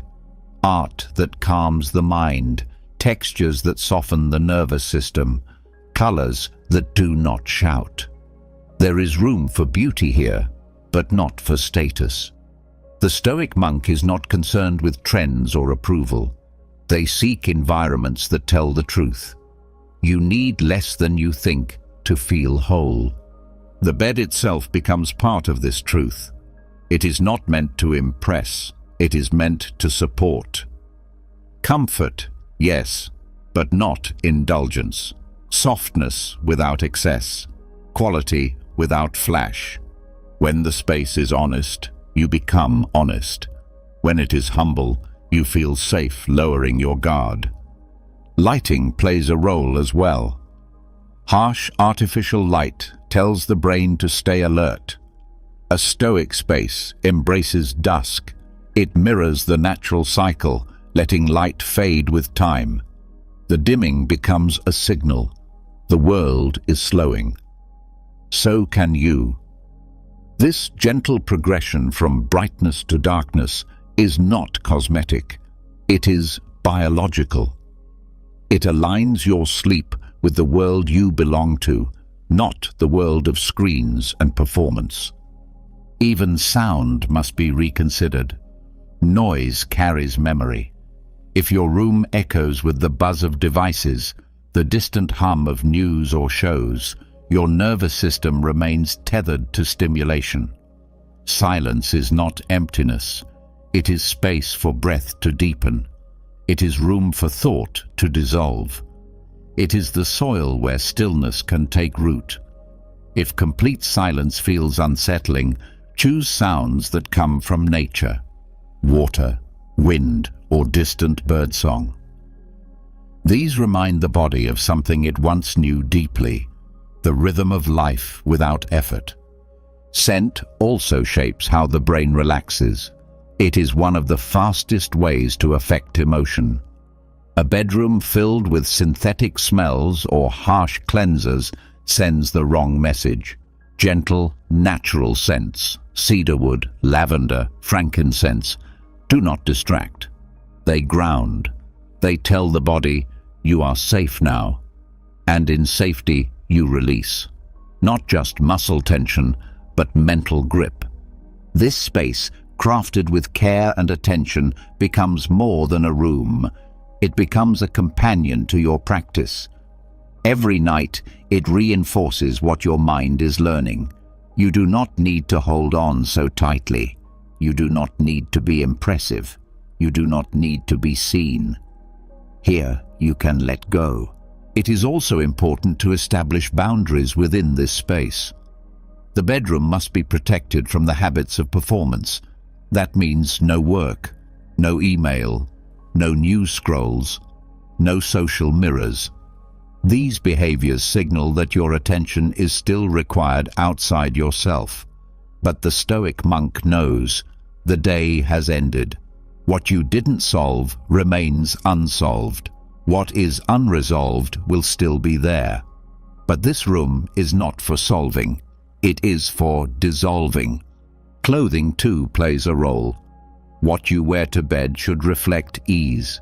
Soft, simple, unbranded.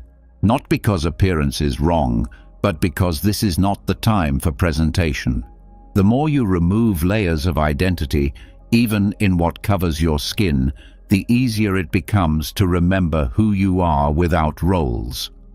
Even the arrangement of your sleeping space can influence how you sleep. A room that faces light, noise, or traffic may carry more alertness than one that sits quietly in a darker corner. The positioning of your bed, the direction your body faces, the presence of windows, all contribute to how deeply you allow yourself to rest. While preferences differ, the principle remains. Arrange your space to support withdrawal, not stimulation. Every object in the room should answer one question. Does this support stillness? If it doesn't, remove it. This isn't about minimalism for aesthetics. It's about precision of purpose. Your bedroom should feel like a shelter, not from danger, but from demand. A place where nothing is asked of you, where presence is enough. Over time, the effect of this space builds. Your body starts to associate the room with peace. The nervous system learns, when I enter here, I can exhale. This association grows stronger with repetition. Soon, just stepping into the space begins the descent into rest. This environment also trains your mind to know that rest is not a luxury, it is a discipline. And discipline, when rooted in wisdom, is freedom. You do not need more things to sleep better. You need fewer messages pulling your attention in 1,000 directions. You need fewer reminders of who you're supposed to be. You need space to forget yourself for a while. This is what the Stoic monk understood. That rest is sacred not because it is pleasurable, but because it is necessary. A mind that never detaches cannot remain clear. A soul that never releases cannot remain whole. This space, designed with humility, becomes your temple for that release. As you prepare to sleep, let the room remind you, you are allowed to stop. You are not being measured. You are not being watched. You are not falling behind. You are arriving at silence, at stillness, at simplicity. Let the walls carry no opinions. Let the air hold no judgment. Let the floor ask nothing of you, and let the bed become a place where you return to yourself, not your image, but your essence. Because when the space becomes honest, you become free. And when you are free, sleep comes quietly, not as a reward, but as a return. When the space around you finally reflects peace, when no object demands performance and no corner echoes comparison, there is one final voice that often remains, speaking softly but sharply from within. It doesn't come from your environment. It doesn't come from others. It comes from the part of your mind that still believes you're not enough, not productive enough, not strong enough, not disciplined enough. This voice doesn't yell. It whispers just loud enough to interfere with rest. And no matter how carefully you prepare your body and room for sleep, this internal judge can keep you from fully letting go. This is the inner tyrant, the self-critic that wears the mask of motivation, but often delivers only guilt. It appears right as your head hits the pillow, reviewing mistakes with surgical precision, questioning your worth, replaying awkward moments, obsessing over what should have gone better. The Stoics were familiar with this voice. Marcus Aurelius heard it too. But instead of silencing it with force, he practiced something radical: mercy. He saw that strength was not in constant correction, but in patient honesty. That inner discipline without compassion becomes cruelty. And cruelty, especially when self-directed, does not lead to virtue. It leads to restlessness. The first step in neutralizing the inner tyrant is recognizing its tone. It often speaks in absolutes. You always fail at this. You never get it right. You should be better by now. These phrases pretend to help, but actually wound. They sound like clarity, but they lack balance. The Stoic mind responds by stepping back and asking, is this true? More importantly, is this useful? The truth, as Marcus taught, must be paired with fairness. You cannot grow under the weight of a hammer. You need space to reflect without punishment. When the critic surfaces, the response isn't to argue. It's to redirect the conversation. Begin by stating what did go well, not as denial, but as balance. Maybe you handled a difficult moment with more patience than usual. Maybe you paused instead of reacting. Maybe you simply endured. The goal is not to inflate your ego. It's to remind your nervous system that not everything went wrong, that you're making progress, even if the day didn't end in victory. Marcus often returned to the idea that we are all learning and that judgment should never come before understanding. So instead of scolding yourself, begin asking better questions. What was I feeling in that moment? What was I afraid of? What did I misunderstand? These questions open space for awareness, not attack. And awareness allows growth. Criticism without awareness is noise. Awareness without shame becomes power. This approach doesn't mean you ignore faults. It means you observe them with maturity. If you spoke unkindly, acknowledge it. If you wasted time, admit it. But stop turning every slip into a story about your character. You are not your worst moment. You are not the version of yourself that showed up under stress. You are the one reflecting now, the one who seeks clarity, integrity, and rest. That person is not weak. That person is becoming wise. Another Stoic principle that helps disarm the inner tyrant is the understanding of nature. Marcus wrote that human beings are meant to make mistakes, that no one is exempt from moments of weakness. Even the wisest stumble.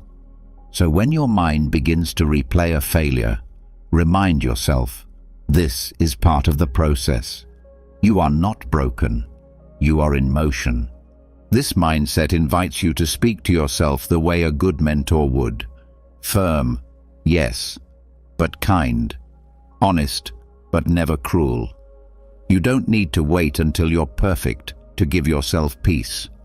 In fact, peace is what allows correction to take root. When the soil is too hard, nothing grows. But when it's softened with mercy, you can plant new habits without fear. This softness also allows for rest.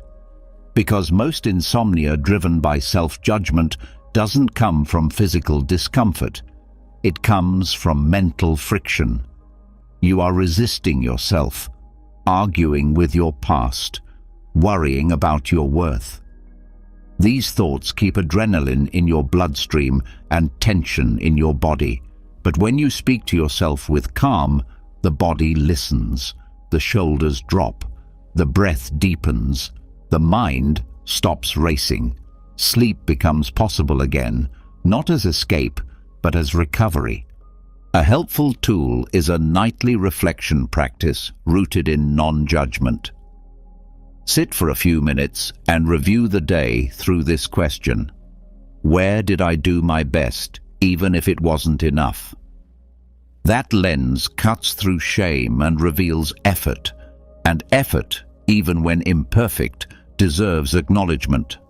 The Stoics never demanded perfection, they sought virtue, and virtue is built slowly with patience, correction, and compassion. Another way to practice this is through written language. Write a short note to yourself as if you were writing to someone you care about. Express your concerns, your regrets, but also your intentions. End the note with a phrase that allows closure, something like, "That is enough for today." This simple act can shift your mental state. You stop internalizing failure and begin transitioning to rest. Marcus Aurelius reminded himself often that he was not his thoughts, that they came and went like wind. You can apply this at night by watching the inner critic without reacting to it. Say, "That's one opinion," or "That's not helpful right now." Then return to the breath, not to escape, but to anchor. Anchoring is different from avoiding. Avoidance pushes the critic away. Anchoring allows it to pass without engagement. It's also important to notice when the inner critic is repeating voices you've heard before. Often, it is not your true voice. It's the echo of a parent, a teacher, a culture. You internalized it so young, it feels like truth. But when examined, it falls apart. You are not obligated to believe every harsh word your mind speaks. You can question it, and in doing so, you create space for your own voice, a voice that wants to grow, not shrink. Mercy is not laziness. It's a higher form of discipline. It requires more strength to meet yourself without attack than it does to stay trapped in cycles of guilt. When you learn to hold your flaws without flinching, you become stable. That stability doesn't remove mistakes, it removes shame. And without shame, there is room for real change. This kind of internal gentleness also influences how you treat others. When you stop punishing yourself for every flaw, you stop expecting others to be flawless. You become less reactive, less bitter, more understanding. Your relationships improve not because people change, but because your judgment softens. That softening begins inside.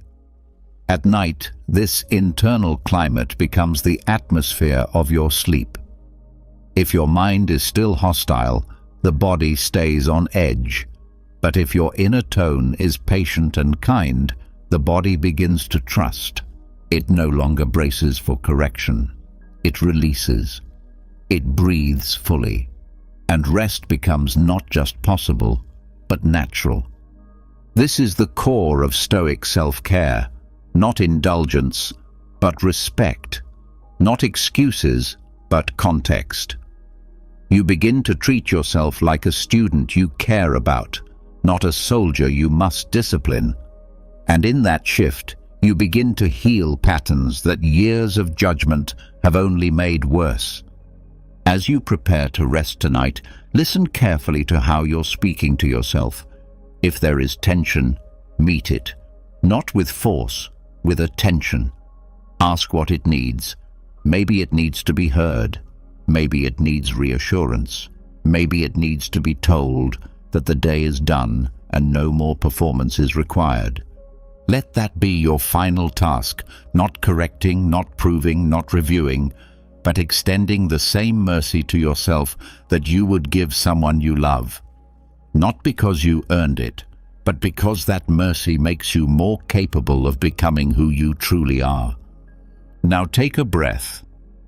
You are not a problem to fix. You are a person in progress. And for tonight, that is more than enough. Once harshness gives way to mercy, and the voice within no longer wounds but begins to guide, something powerful begins to stir in the background. Your inner landscape shifts. And what happens next in that stillness is not random. It's shaped by what you've allowed your mind to hold last. In the moments between wakefulness and sleep, the subconscious begins to open. It does not argue. It does not filter. It simply absorbs. What you feed it in those final moments can either deepen your unrest or become a quiet architect of strength and clarity. This is where the Stoics offered something rarely talked about, preparing the subconscious not just to rest, but to grow. The thoughts you choose to focus on before sleep can become the seeds of how you act the next day. Not through magic, but through alignment. Your character, repeated in quiet images, becomes your reality. Not instantly, but consistently. This isn't about controlling your dreams, it's about shaping the soil they grow in. Stoic dreams begin not in the content of your sleep, but in the content of your attention before it. The final thoughts you dwell on, the final emotions you allow to settle, carry into the brain's slower waves. These are not empty moments. This is prime time for planting. When you dwell on regret, conflict, or confusion, the subconscious carries that tone.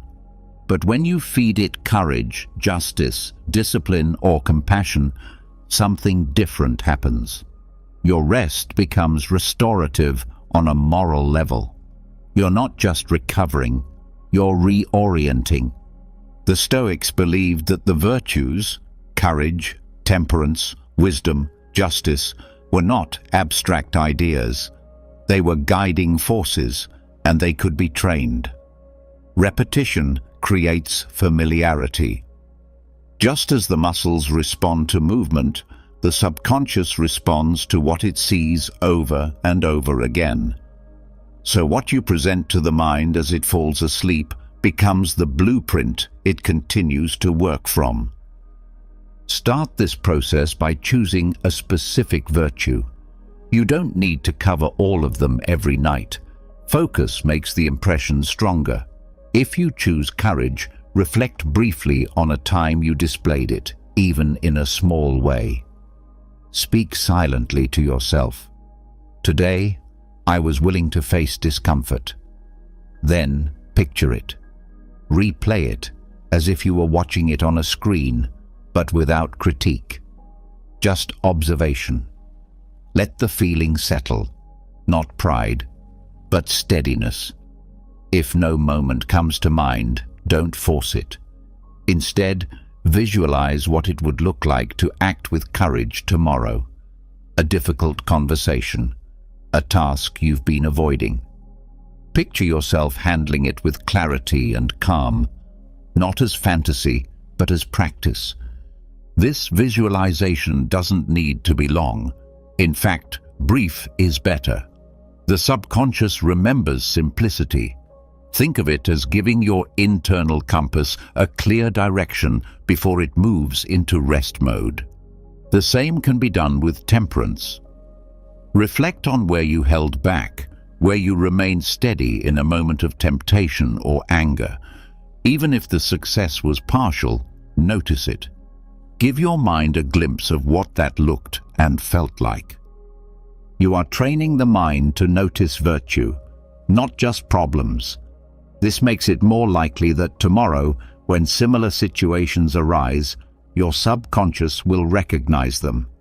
The moral memory has been warmed up, the cues are familiar, and in that familiarity, action becomes smoother. The Stoics didn't leave this to chance. They rehearsed the kind of people they wanted to become, not in theory, but through conscious repetition. And night was the best time to do it, because that's when the critical mind was quiet enough to listen. Another effective method is the use of a simple phrase. Marcus Aurelius would write statements like, "Waste no more time arguing what a good man should be one." You can adapt this idea before bed. Choose a phrase that represents the virtue you're focusing on. For example, "Justice is not opinion, it's action." Or, "Discipline is choosing what matters over what's easy." Repeat it slowly, gently. Let it echo without effort. This is not a chant. It's a message sent to the part of you that shapes behavior without noise. With repetition, this phrase begins to surface during the day, not as a forced mantra, but as a quiet reminder. The mind remembers what is emotionally marked, so when you attach feeling to the virtues you rehearse, you increase their impact. Think about how it felt to be brave, to stay calm, to act with fairness when it was hard. Even a slight emotional tone deepens the memory. This is how the subconscious decides what to prioritize. What it feels, it keeps. You can also use a nightly journal for this. Not a long entry, just a short line. "Today I practiced," followed by the virtue you focused on. This creates consistency. Over time, you begin to see patterns. You see which virtues you need more of and which ones are growing stronger. It becomes a quiet form of accountability, not to punish, but to direct. If you struggle with replaying negative events at night, redirect that energy by reframing them through virtue. Ask, what virtue was challenged here? Did the moment call for patience, but you reacted with anger? Did it ask for honesty, but you softened the truth? This is not about self-judgment. This is reflection. You are turning mistakes into curriculum. Your subconscious won't retain guilt, but it will retain clarity. Feed it that clarity before bed. This practice also helps soften self-identity. You're no longer obsessed with outcomes, only with alignment. You stop asking, "Did I win?" and start asking, "Did I live by what matters?" That question creates depth. It removes ego from the equation and replaces it with principle. And that shift allows the soul to rest. You're not trying to protect your image, you're training your character. These pre-sleep reflections don't need to be dramatic. In fact, the quieter they are, the more effective. The mind doesn't need volume, it needs consistency. A nightly ritual, even 5 minutes, sends a signal. This is what we value. This is what we're shaping. And over time, the subconscious will begin to follow. The beauty of this practice is that it works even when you're not fully awake. Some nights your mind will wander. You'll forget, but the pattern remains. The more often you guide your last thoughts toward virtue, the more your dreams begin to reflect that intention. You may notice different themes surfacing: less chaos, less fear, more steadiness, or at the very least, more recovery. And even if the dreams don't shift noticeably, your mornings will. You'll begin to wake up with clearer direction, not because something magical happened, but because your inner compass was reset before sleep. This is what the Stoics meant by harmony, a life where thought, feeling and action are aligned. It doesn't start in battle or in meetings. It starts in the quietest moments, in the seconds before sleep, when you choose what to plant, whether you feed the fear or the virtue, whether you surrender to the chaos or shape your response to it.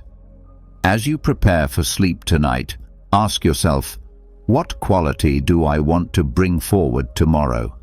Not as a demand, but as a direction. Then see it, name it, feel it, let it settle, let it echo. Then close your eyes, not with pressure, but with quiet focus. You have done enough. You have chosen who to become. And now you let the mind rest, not in noise, but in virtue. And that virtue, even as you sleep, begins to guide you, not loudly, but steadily.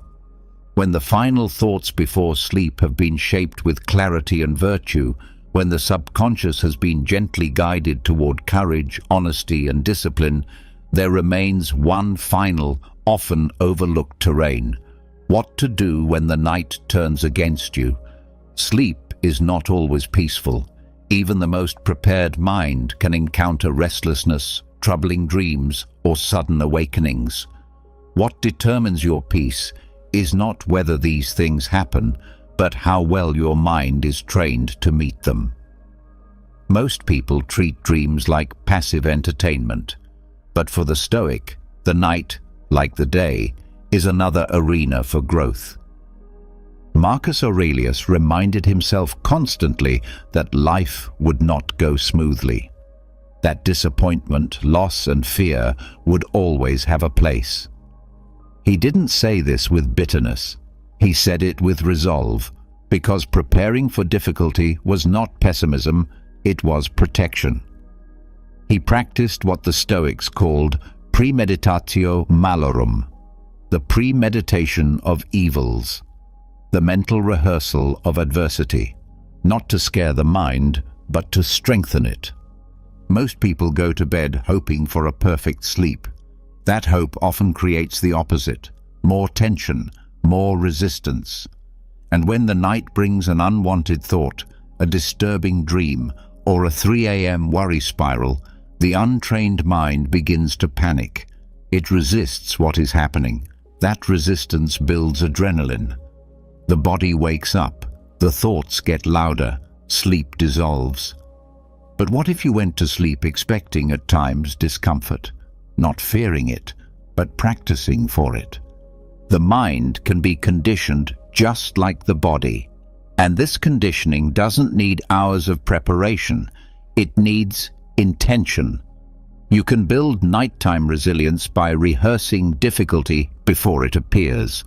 Just a few minutes before sleep, a mental scan of possible disturbances, not to dread them, but to familiarize yourself with them. The Stoics didn't believe in surprise, they believed in readiness. You begin this process by selecting a discomfort that often visits you at night. It could be anxiety, guilt, or fear of the unknown. Do not push it away. Face it. Let the thought rise.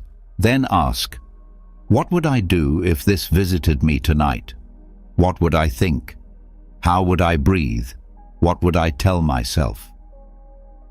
You are walking through the fear, not being controlled by it. This is rehearsal, not in panic, but in calm. The brain responds to this type of exercise. When a scenario is imagined repeatedly in a state of control, the nervous system rewires. The same fear that once triggered chaos now meets familiarity. Your brain says, "We've been here before. We have a path." That path creates a new pattern, less tension, more stillness. Even if the discomfort still comes, it no longer startles, and without that surprise, it loses power. This practice also changes how you view waking up at night. Most people see it as failure, a disruption. But the Stoic sees it as another training ground. Waking at 2 a.m. with a racing mind becomes an opportunity to return to composure. You are not being tested, you are being reminded that even in half sleep you can apply the same calm you practiced in the day. You are not helpless in the dark. You are not lost just because you're tired. You're simply in a different room with the same tools. Even nightmares can be reframed this way. The Stoics didn't try to avoid fear. They studied it. They stepped into it during waking hours so it wouldn't control them when they were vulnerable. If a dark dream visits you, reflect on it not as something trying to hurt you, but something trying to show you where you still carry fear. Ask, what emotion did that dream expose? Was it loss, shame, weakness? Let it teach you. Let it reveal the places that still need peace. This is what it means to build nighttime resilience. To train your mind not to expect comfort, but to expect adaptability. You stop chasing perfect sleep. You chase preparedness. You go to bed not hoping nothing goes wrong, but confident you'll handle it when it does. That shift gives you control, not over the night, but over your reaction. There's also a deep humility in this practice. You acknowledge that you cannot command your sleep, that the subconscious is vast and not always predictable. But you do not fear it. You respect it. You meet it with readiness. That readiness says to the darker parts of the mind, "You are welcome. I do not fear you. I do not resist you. I am prepared to listen, to breathe, and to return to stillness." To make this practical, develop a short nightly mental exercise. Close your eyes and say quietly to yourself, "If I wake tonight, I will breathe. I will not judge. I will observe and return." This sentence becomes a kind of anchor. You're not bracing for suffering, you're rehearsing calm. You can add short visualizations too. Picture yourself waking in the dark, sitting calmly, breathing, then lying back down. The body begins to understand this as a routine, not a threat. This also helps dissolve the fear of lost sleep. Many people stay anxious at night, not because they're awake, but because they're worried about what that wakefulness will cost them. What if I'm exhausted tomorrow?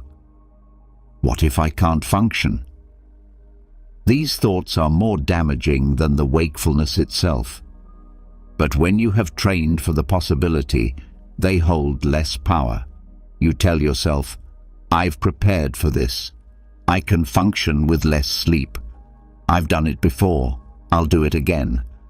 This mindset shifts you from victim to participant. You're not being carried by the night. You're engaging with it. You're shaping your role inside it.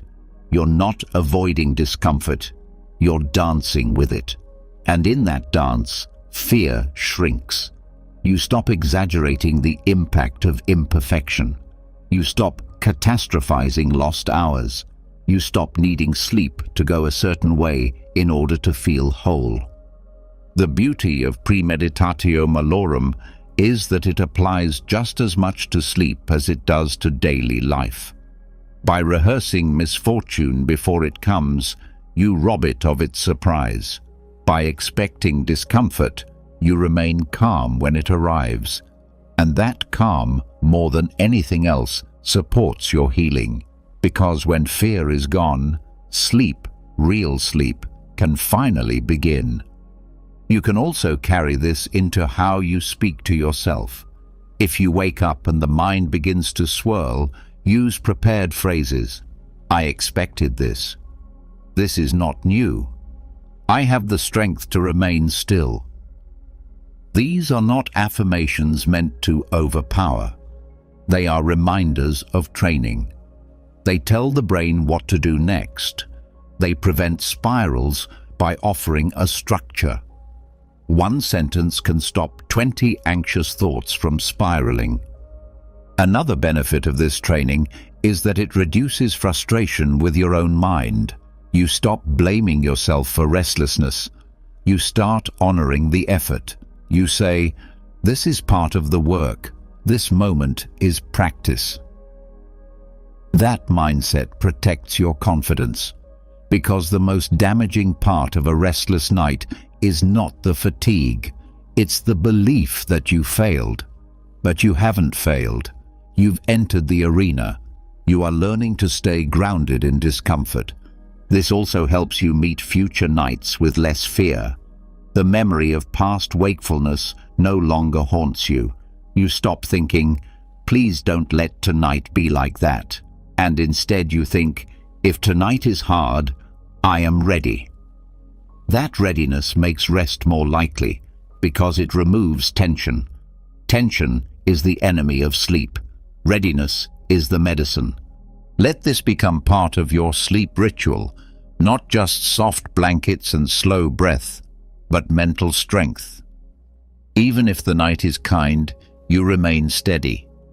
And if it is not, you remain steady too. This is not about controlling the night. It's about not being controlled by it. You don't need perfection to sleep well. You need peace with imperfection. You don't need silence to rest. You need silence within. And that silence is built through preparation. So tonight, before you close your eyes, do not beg for ease. Prepare for the test. Walk yourself through the fear. Step into the dark, not with dread, but with readiness, because you are no longer waiting for peace. You are becoming it. Even after training the mind to meet discomfort with calm, even after turning wakefulness into practice and nighttime into preparation, there is still a deeper edge that remains, the space where control no longer reaches. It is the edge of awareness, the place where thought dissolves and you no longer know where you are, who you are, or how long you've been gone. This moment arrives every night, silently, and most people cross it without ever looking at it directly. But the Stoics looked. They faced it. They welcomed it. Because to them, sleep wasn't just rest. It was rehearsal. It was a way to make peace with the one certainty none of us can outrun. Sleep and death were deeply linked in Stoic thought, not in a grim or dark way, but in a clarifying one. The daily act of lying down, releasing control, surrendering thought, and trusting the body to drift into stillness was more than routine. It was spiritual training. Every night you fall asleep, you practice the art of letting go, of saying, I don't need to finish everything. I don't need to know what comes next. I allow myself to leave without fear. Marcus Aurelius often reminded himself that each day could be his last, not to depress himself, but to sharpen his awareness, to remind his soul to live fully and detach gently. This wasn't about obsessing over death. It was about removing its sting. If you can practice its shape each night, you no longer fear its arrival. You recognize the rhythm. You've rehearsed the posture. You've already let go, over and over, without struggle. When you begin seeing sleep this way, something inside you shifts. You stop fighting to stay in control. You stop needing to know how long it will take to drift off or what dreams will come. You lie down with the knowledge that you may not return. And in that honesty, peace becomes real. Not the peace that comes from comfort, but the peace that comes from surrender. This way of sleeping changes how you relate to time. You no longer treat the end of the day as a deadline or a problem to solve. You see it as a conclusion, a sacred one, a line drawn not out of fatigue, but out of understanding. That nothing more is owed from you tonight. That if you don't wake, you ended well. And ending well is the true measure of peace. You take stock of the day, not just in tasks, but in presence. Did you love with clarity? Did you speak with truth? Did you honor your body, your values, your relationships? If so, you have earned your rest. If not, you name the gap and release the judgment. Because sleep is not a courtroom, it's a temple. The practice becomes powerful when you no longer require certainty to find calm. Sleep is uncertain. It always was. You release your grip on consciousness. You leave the known. And yet you do it every night. With enough practice, this surrender becomes not frightening, but natural. You remember that your deepest rest comes from giving up, not fighting harder. This reframing also changes your relationship with the body. In death, the body remains still. In sleep, it rehearses that stillness. But when the mind is calm, that stillness isn't disturbing. It's sacred. You lie down not in fear of absence, but in celebration of the day's completeness. The hands are no longer needed. The voice is no longer needed. Thought dissolves. Only awareness remains, just for a moment, before even that lets go. This is not something to fear. It's something to practice. Each time you surrender with grace, you prepare yourself not only for a better night, but for a fuller life. Because the fear of death doesn't just haunt the final moment, it colors everything we do. It makes us rush. It makes us grasp. But when you meet it each night without panic, it begins to fade. The grip loosens. You begin to live lighter, not careless, but less afraid.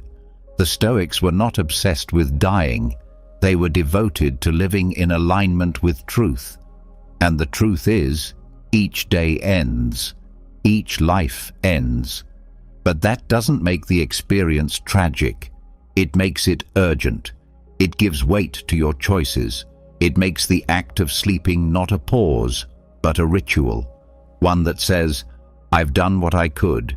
I've faced what I must. I've let go of what I cannot hold.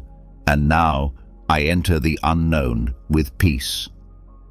That unknown is not empty. It is spacious. It is the same space from which your best ideas arise.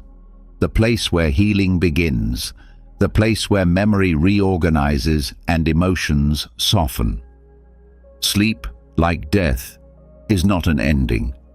It is a return to stillness, to silence, to something beyond language. To embrace this idea fully, develop a practice of gentle detachment as you prepare for bed. Reflect briefly. If this is my last night, how do I want to meet it? Not with panic, not with perfection, just with presence. Let that thought strip away the need for more. Let it soften the tension around what you didn't finish. And then breathe. Say silently to yourself, if I wake, I begin again. If I don't, I've already arrived. This is not a final statement. It's a doorway into peace. It frees you from needing to achieve rest. It returns you to your essence, not your role, not your image, not your fears. Just presence, resting in nothingness. With repetition, this mindset rewires your relationship with sleep. You stop seeing it as a problem to solve. You stop clinging to dreams as escapes or measuring your rest by how fast it comes. You see it as practice, as preparation, as reverence, and this reverence transforms your nights. You no longer dread the dark. You welcome it. You no longer fear unconsciousness. You respect it. You no longer panic when thoughts rise. You let them pass, because none of it threatens you. You've already given yourself permission to go. This also prepares you for more than sleep. It prepares you for illness, for aging, for moments when the body falters, when clarity fades, when plans fall apart. If you've practiced letting go each night, these larger moments do not feel unfamiliar. You know the shape of surrender. You know how to bow your head, not in defeat, but in dignity. And over time, this kind of spiritual preparation builds a quiet strength, a kind of invisible support that carries into your days. You live more fully, you love more deeply, you speak more truthfully, because you're no longer pretending time is endless. You're living from the knowledge that this moment matters and that it is enough. So as the light fades and the silence grows, let your final act be one of courage, not in doing, but in letting go. Say goodbye to the day without clinging. Say goodbye to the self without resistance. And rest not as someone avoiding death, but as someone who has made peace with it. Because sleep, when seen clearly, is not just rest. It is rehearsal for eternity. And you are ready. Once you've laid down in acceptance of impermanence, when the fear of endings is no longer a threat but a companion you've learned to walk with, there is one more burden that can still follow you into sleep. It's the weight that doesn't come from fear of death, but from memory. The past, not the future. The moment you said too much. The one where you stayed silent. A choice made in weakness. A habit repeated despite good intentions. Guilt, shame, and self-directed anger can linger beneath even the most peaceful rituals, and if they aren't handled with care, they will surface in the dark, quietly interrupting rest without warning. This is why the Stoics practiced nightly forgiveness, not as softness, but as responsibility. They understood that guilt, if unprocessed, becomes corrosion. It doesn't make you better. It makes you stuck. It clouds the mind, tenses the body, and poisons the hours meant for healing. But when approached with clarity, regret can become a tool. Not something to escape, but something to clean. That cleaning is not emotional indulgence. It is mental hygiene, and it must be practiced regularly. The Stoic method for releasing guilt rests on 3 pillars: responsibility, learning, and letting go. These are not steps to be rushed. They are conditions to be met, one at a time, with sincerity. Taken together, they create the emotional framework for rest that isn't shallow, but real. The first step is responsibility. It begins by facing the discomfort. This requires honesty, not general guilt, but precision. What action caused harm? What words carried weight you didn't intend? What moment today made your conscience speak? The point is not to wallow, but to name. Without naming, the mind can't release. So you name it. You say, I was impatient, or I avoided something difficult, or I failed to listen. And you say it without excuse. But responsibility, in Stoic terms, never meant self-punishment. The Stoics believed that ownership is a form of strength, that you can claim your part without confusing it for your identity. You are not your worst moment. You are not the mistake. You are the one reflecting. That is who you are now. Once the event has been named and the responsibility claimed, you shift into the second principle, learning. Here is where judgment transforms into value. You ask not, "Why did I do that?" but, "What belief was I following when I acted this way?" Were you reacting out of fear? Were you chasing validation? Were you trying to control something outside your influence? This step demands reflection without emotion. You are investigating your own system of thought. When you see the belief clearly, you can begin to rewrite it. Not with guilt, but with reason. For example, if you reacted with anger, ask, "What was I trying to protect?" If it was pride, then next time you'll watch for that tension. If it was fear of being wrong, then next time you'll notice the reflex. This is the foundation of Stoic self-improvement. Every mistake is a mirror, if you're willing to look. Now comes the final pillar, letting go. This step is the one most people resist. They think that if they let go of guilt, they're letting go of accountability. That if they forgive themselves, they're justifying the harm. But this is misunderstanding. Letting go is not forgetting.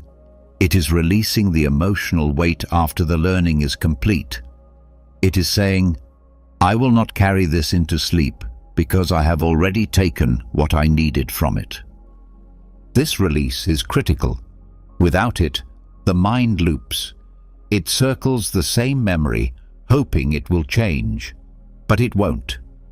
Only your posture toward it can change, and when it does, the loop breaks. You tell yourself, "This happened. I faced it. I've learned. Now it's time to rest." That line, repeated with calm conviction, creates closure. The nervous system softens. The guilt, no longer spinning, fades, and space opens for stillness. To support this process, build a short nightly ritual. Find a quiet place. Sit or lie down. Then, with closed eyes, review the day through this lens. Where did I fall short of who I want to be? Choose 1 or 2 moments. Then speak through each of the 3 principles. Name what happened. Take ownership. Identify the root belief. And finally, state your release. Not as a trick, but as a choice. I will not carry this into tomorrow. Over time, this process becomes faster. Not because it's less sincere, but because the mind becomes trained. It learns to move through these steps automatically. You stop avoiding your flaws because you know how to meet them. You stop fearing reflection because you've built a method that brings clarity, not shame. And that clarity leads to peace. This method also prevents emotional buildup. When you release guilt each night, it doesn't accumulate. You don't reach a breaking point. You don't explode over minor triggers. You remain even. You become more responsive and less reactive. This isn't just for you, it helps your relationships. You begin to approach others with the same mercy you've practiced with yourself. You stop holding grudges. You stop needing apologies before you forgive. Because you know how powerful it is to be released from a burden. Even the body benefits. Guilt held in the mind lives in the body as tension, clenched jaws, tight shoulders, shallow breath. But when guilt is addressed, not avoided, the body receives the message, "We are safe." The breath slows, muscles relax, the stress hormones drop. This is not theory, it's physiology. Forgiveness is a biological act. This practice also changes your view of discipline. Most people think discipline means pushing harder, but real discipline includes rest. It includes knowing when to stop thinking, when to say, "Enough," when to declare a chapter closed. You cannot build strength on shame. You build it on truth. And truth only becomes wisdom when it's held with mercy. Mercy doesn't mean pretending. It means acknowledging limits. It means understanding that mistakes are baked into the structure of growth. The Stoics didn't try to eliminate all fault. They tried to respond to it wisely. They didn't seek perfection. They sought alignment. Alignment with nature, with virtue, with reason. And reason says, when the lesson is learned, the emotion can be released. To fully release guilt, use your breath. As you complete your reflection, breathe in slowly and say to yourself, I see it clearly. Breathe out and say, I release it completely. This physical ritual embeds the mental choice. Over time, your body associates the exhale with relief. You begin to condition yourself not only to reflect, but to recover. This creates a powerful new baseline. You go to bed clean, not in denial, but in resolution. You have faced what needed facing, and now you are free. Not because the past is erased, but because it has been processed. And when something is processed, it no longer owns you. Your dreams also respond to this shift. You stop rehearsing shame. You stop reliving conflict. You stop waking with that dull ache of unspoken regret. Instead, your subconscious moves toward restoration. It trusts the process you've built, and it begins to support you instead of haunting you. This method also builds confidence, not the loud kind, the quiet kind. The kind that says, I can face myself. That confidence carries into the day. You speak more freely. You make decisions faster. You stop fearing mistakes because you know how to meet them. You stop hiding from truth because truth no longer punishes. It frees. Even your sense of identity begins to shift.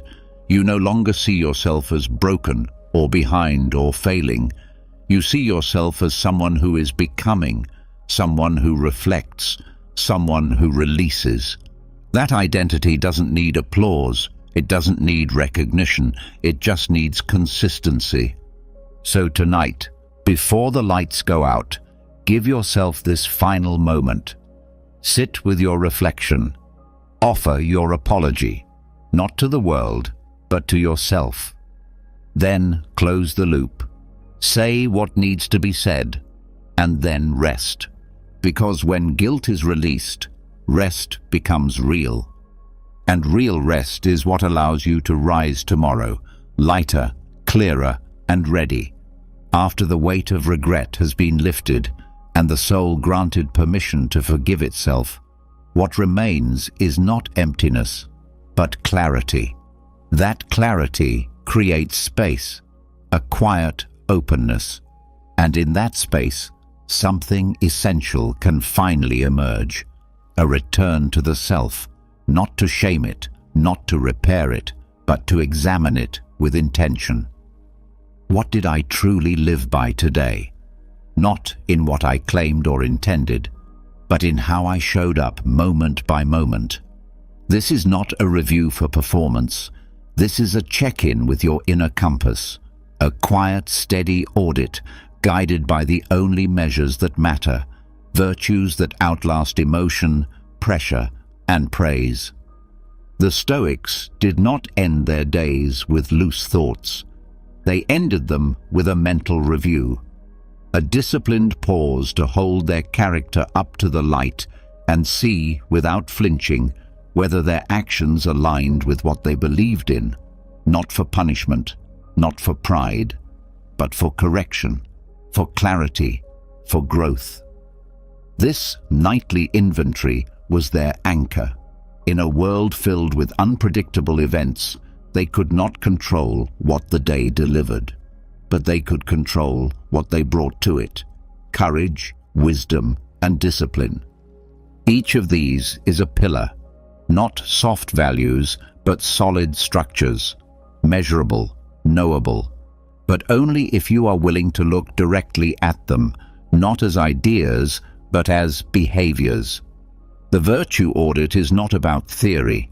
It is about evidence, not abstract ideals, but specific, lived choices. Begin by reviewing the day through the lens of courage. Ask clearly, where did I lean into fear and act anyway? Not dramatic acts of bravery, just the moments where you stepped forward instead of back, where you spoke when silence would have been easier, where you resisted the temptation to stay small. These moments often go unnoticed, but when named, they begin to build confidence, not the external kind, but the kind that whispers, "You're becoming stronger." Also ask, where did I shrink? Where did I withhold myself out of fear? Not caution, but avoidance. This is not about shame. It's about pattern recognition. When you spot fear's hiding place, you rob it of secrecy. The point is not to relive discomfort. The point is to say, next time, I'll notice sooner. I'll stay present longer. I'll speak more clearly. That awareness is how courage is trained. Repetition of small exposures. One honest review at a time. Then shift the lens to wisdom. This is harder to see because wisdom doesn't shout. It shows up in restraint, in listening, in not reacting too fast. Ask, where did I act with clarity instead of impulse? Where did I choose a long-term value over short-term emotion? Wisdom is not knowledge. It's the application of principle in real moments. It's pausing before judgment. It's adjusting when new information arrives. And it's knowing when to step back, not just when to push forward. Wisdom also means knowing what is outside your control and releasing it. So reflect honestly. Where did I try to control what was never mine to begin with? A person's opinion, a result, a response. And did that effort create peace or tension? The Stoic mind learns by watching these patterns, and the more you track them, the less they repeat. This is not punishment. This is progress. From there, move to discipline. Ask, where did I act according to what I said I would do, even when I didn't feel like it? Where did I follow through, despite inconvenience or delay? Discipline is not about punishment or rigidity. It's about honoring commitment, keeping your own word. This builds trust, not with others first, but with yourself. You begin to believe that you can rely on your own follow-through, but also ask, where did I negotiate too much with my own excuses? Not in judgment, just awareness. Did I give in to distraction that didn't nourish me? Did I make decisions based on mood instead of intention? Each of these reflections is data. When viewed without drama, that data becomes direction. You start to course correct in real time, not just in hindsight. A proper virtue audit also involves measuring the tone of your interactions. Ask, was I fair in how I treated others? Not just kind, but just. Did I let someone speak without interruption? Did I check my assumptions before reacting? These are signs of inner balance, and inner balance is what virtue ultimately produces, not control over others, but stability within the self. The key to this practice is consistency. You do not need a new standard every night. You return to the same virtues again and again, because repetition creates strength. Even when the answers are uncomfortable, the act of asking builds depth. You are teaching your mind to review without spiraling, to reflect without collapsing into guilt, to seek truth over image. Some nights you'll find that you did not live up to your standards. That's expected. The audit is not a celebration of perfection. It is a celebration of honesty. You are not rewarded for being flawless. You are rewarded for being willing to look, to learn, and to adjust. This review also prevents moral drift. The world does not often reward virtue in the short term. It rewards speed, appearance, convenience. Without conscious review, you slowly bend. You begin to measure success by reaction, not integrity. But when you reflect every night through the same lens, you remain centered. You know who you are becoming. You are less likely to be shaken by praise or blame. You can support this practice by writing a short log. Just 3 sentences, 1 for courage, 1 for wisdom, 1 for discipline. Not stories, not analysis, just a brief record. With time, patterns appear. You notice your cycles. You learn what strengthens you. You also become gentler with yourself. Not because you're less responsible, but because you understand your nature more deeply. The goal is not to finish each night feeling victorious. The goal is to finish grounded, not wondering how others saw you, but knowing how you saw yourself. This clarity improves your choices. It quiets your fears, and it brings rest, not because everything is resolved, but because your direction is known. If your mind resists this review, if it says it's too tired or that it doesn't matter, that is the exact moment when the review matters most. The unexamined day becomes the repeated mistake, but the examined day, even when painful, becomes wisdom. And wisdom is the only real guide worth following. This nightly audit is not a list of rules. It is a returning to yourself, to your values, to what remains when everything else fades. The world may judge success by numbers, but the Stoic measures success by character. And character is built, one review at a time. So as you lie in bed tonight, ask without fear, was I brave today? Did I think clearly? Did I act with intention? Let your answers come. Let them be incomplete. Let them be honest. Then sleep, not as someone avoiding reflection, but as someone who has done the work. Because that work is what makes rest real, and that rest is what prepares you for tomorrow, with sharper eyes, a steadier step, and a cleaner heart. Once you've examined your actions through the lens of courage, wisdom, and discipline, when your conscience is clear and your character affirmed or corrected, there is one more attachment that must be addressed before true rest can begin. It is not emotional, it is not moral, it is physical. It is the subtle grip of comfort, the quiet dependency on external conditions to determine whether you feel safe, peaceful, or capable of rest. And while it may seem harmless, this dependency has deep roots. The Stoics warned against it often. They knew that if your peace depends on your environment, you are not yet free. This attachment shows up in small ways: a bed too firm, a room too warm, a strange pillow, a background noise, a delay in routine. These minor inconveniences become major distractions when comfort is mistaken for necessity. But comfort is a luxury, not a foundation.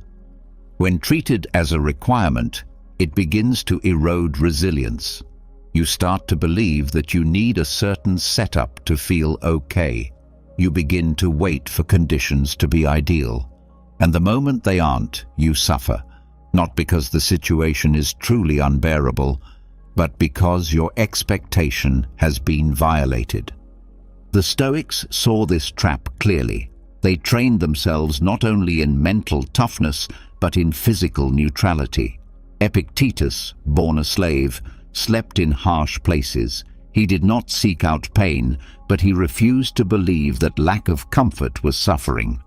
Marcus Aurelius, despite his status as emperor, often reminded himself that a soft bed was not a right. If he could sleep on the ground, he remained strong, and if he could not, he had become weak. This was not asceticism for its own sake. It was clarity. It was the understanding that freedom begins when your peace is no longer held hostage by conditions. If you can sleep in discomfort with the same calm as in luxury, you have begun to master your inner world. And once that mastery is yours, nothing external can take it away. To begin building this kind of detachment, you first examine your beliefs around comfort. Ask yourself, what do I believe I need in order to sleep? Be honest. Is it a specific mattress, a sound machine, absolute silence, a fan blowing at the right angle? These habits may not be wrong, but they reveal dependency. The question is not whether they work. The question is, do they own you? Non-attachment does not mean rejecting all comfort. It means not requiring it. It means that if those things are taken away, your peace remains. You sleep anyway. You let go anyway. You do not create tension around discomfort because you have trained yourself to live above it. The practice starts small. You can condition the body to release tension regardless of the surface beneath it. Focus on breath instead of bedding. Focus on acceptance instead of resistance. When you feel discomfort, don't flinch. Observe it. Breathe through it. Say silently, "This does not control me."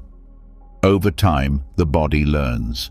It realizes that safety is not found in the arrangement of pillows, but in the attitude of the mind. Travel is one of the best teachers of this principle. Sleeping in unfamiliar places reveals just how tied we are to routine. The Stoic uses these moments as practice. You're not hoping for comfort, you're hoping for an opportunity to detach. If the room is loud, you breathe slower.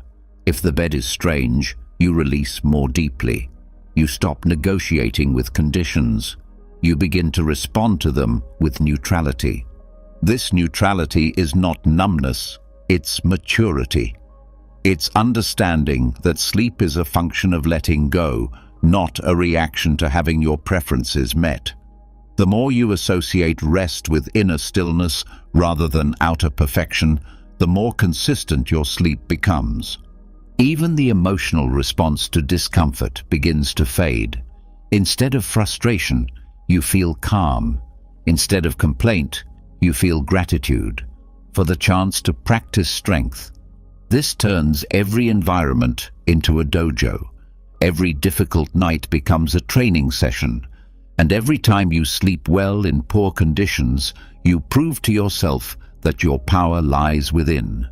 This mindset also helps with the unpredictability of life, because whether you sleep in a quiet room or in a noisy hospital, in your bed or on someone else's floor, your ability to rest will be shaped not by where you are, but by how well you've trained your mind to adapt. This is the meaning of the phrase, "Sleep like a slave or a king."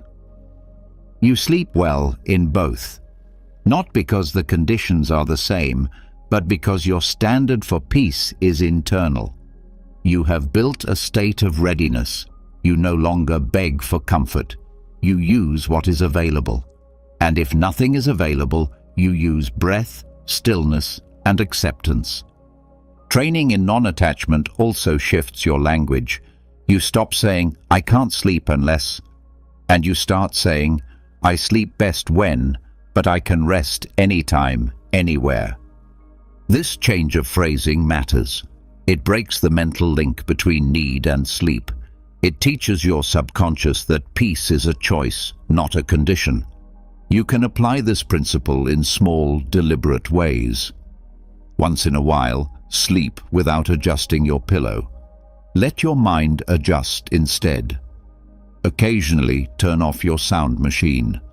Let silence become your companion. If the room is too warm, observe the sensation. Don't react.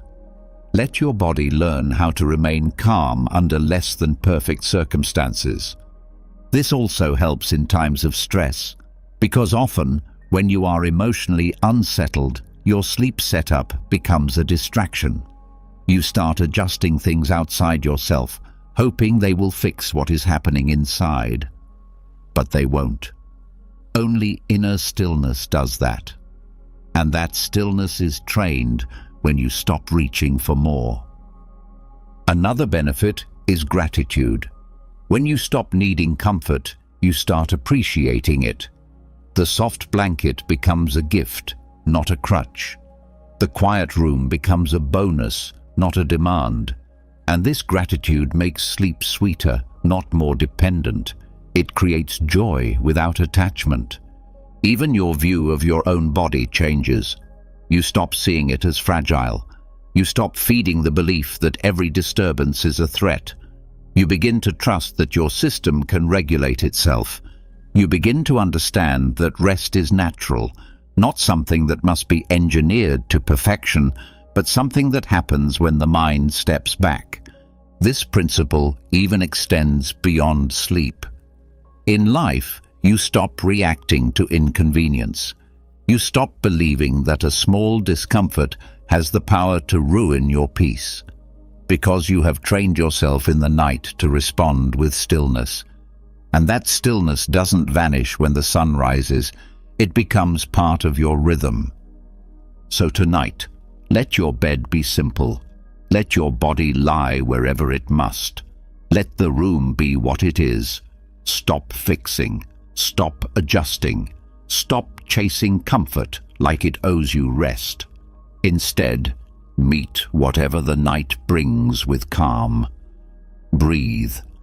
Let the surface be firm. Let the air be warm.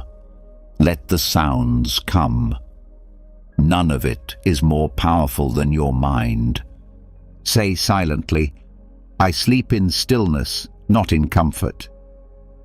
Say, nothing external is needed for my peace. Say, tonight I sleep like a king or a slave. It makes no difference. And then rest. Not because everything is perfect, but because you are finally free. After training the body and mind to release their grip on external comfort, after proving to yourself that rest is not earned through softness, but through surrender, what remains to be faced is the hour itself. That fragile time between darkness and dawn when the world feels still, but the mind begins to stir again. It might be 2 a.m. or 3 a.m., but the moment is familiar. You wake. The room is quiet. Time seems to have paused. And a voice rises. Why now? The temptation is to panic, to fill the silence, to measure how many hours are left, to label this moment a problem. But it isn't. This is the sacred stillness the Stoics knew well. The quiet hour where the noise of the world is gone, and all that remains is your inner response. It is not a punishment, it is a visit. And whether or not you fall back to sleep quickly, the quality of your wakefulness matters. You are not helpless in these moments. You are not broken because you woke.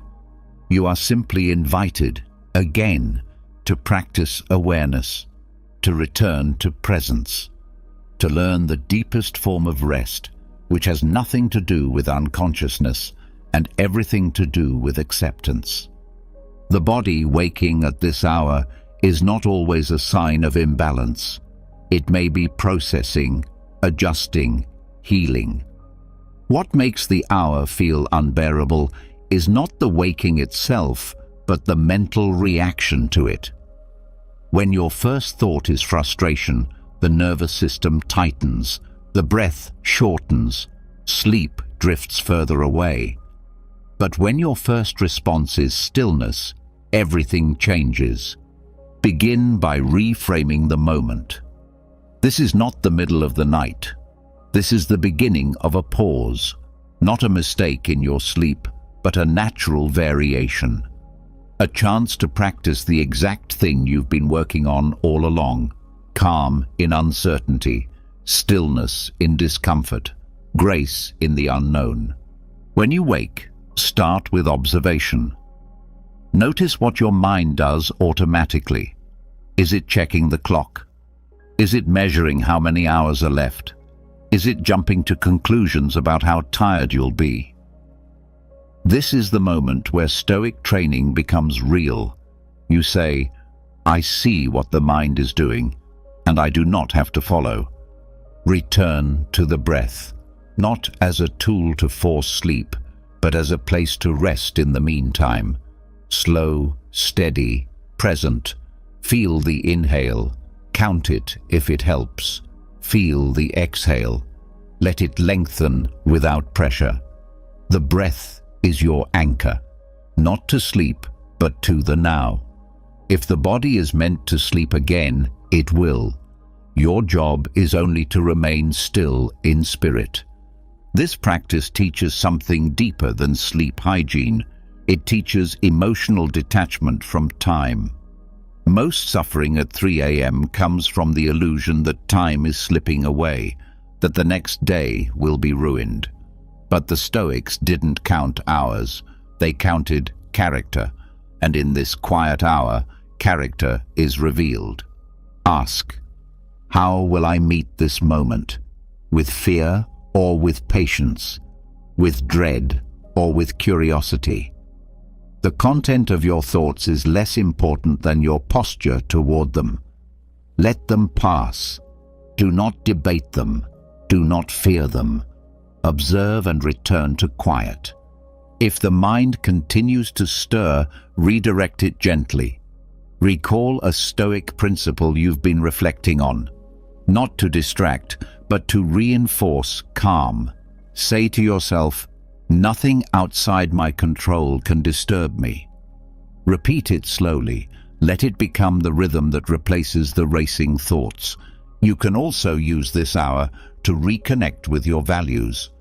Instead of running from the mind, listen to it with kindness. What is it worried about? What is it trying to protect? Often, the middle of the night brings up fears that are buried during the day. But this is not a time to solve them. It's a time to soften them. Say silently, this is not the hour for fixing. This is the hour for allowing.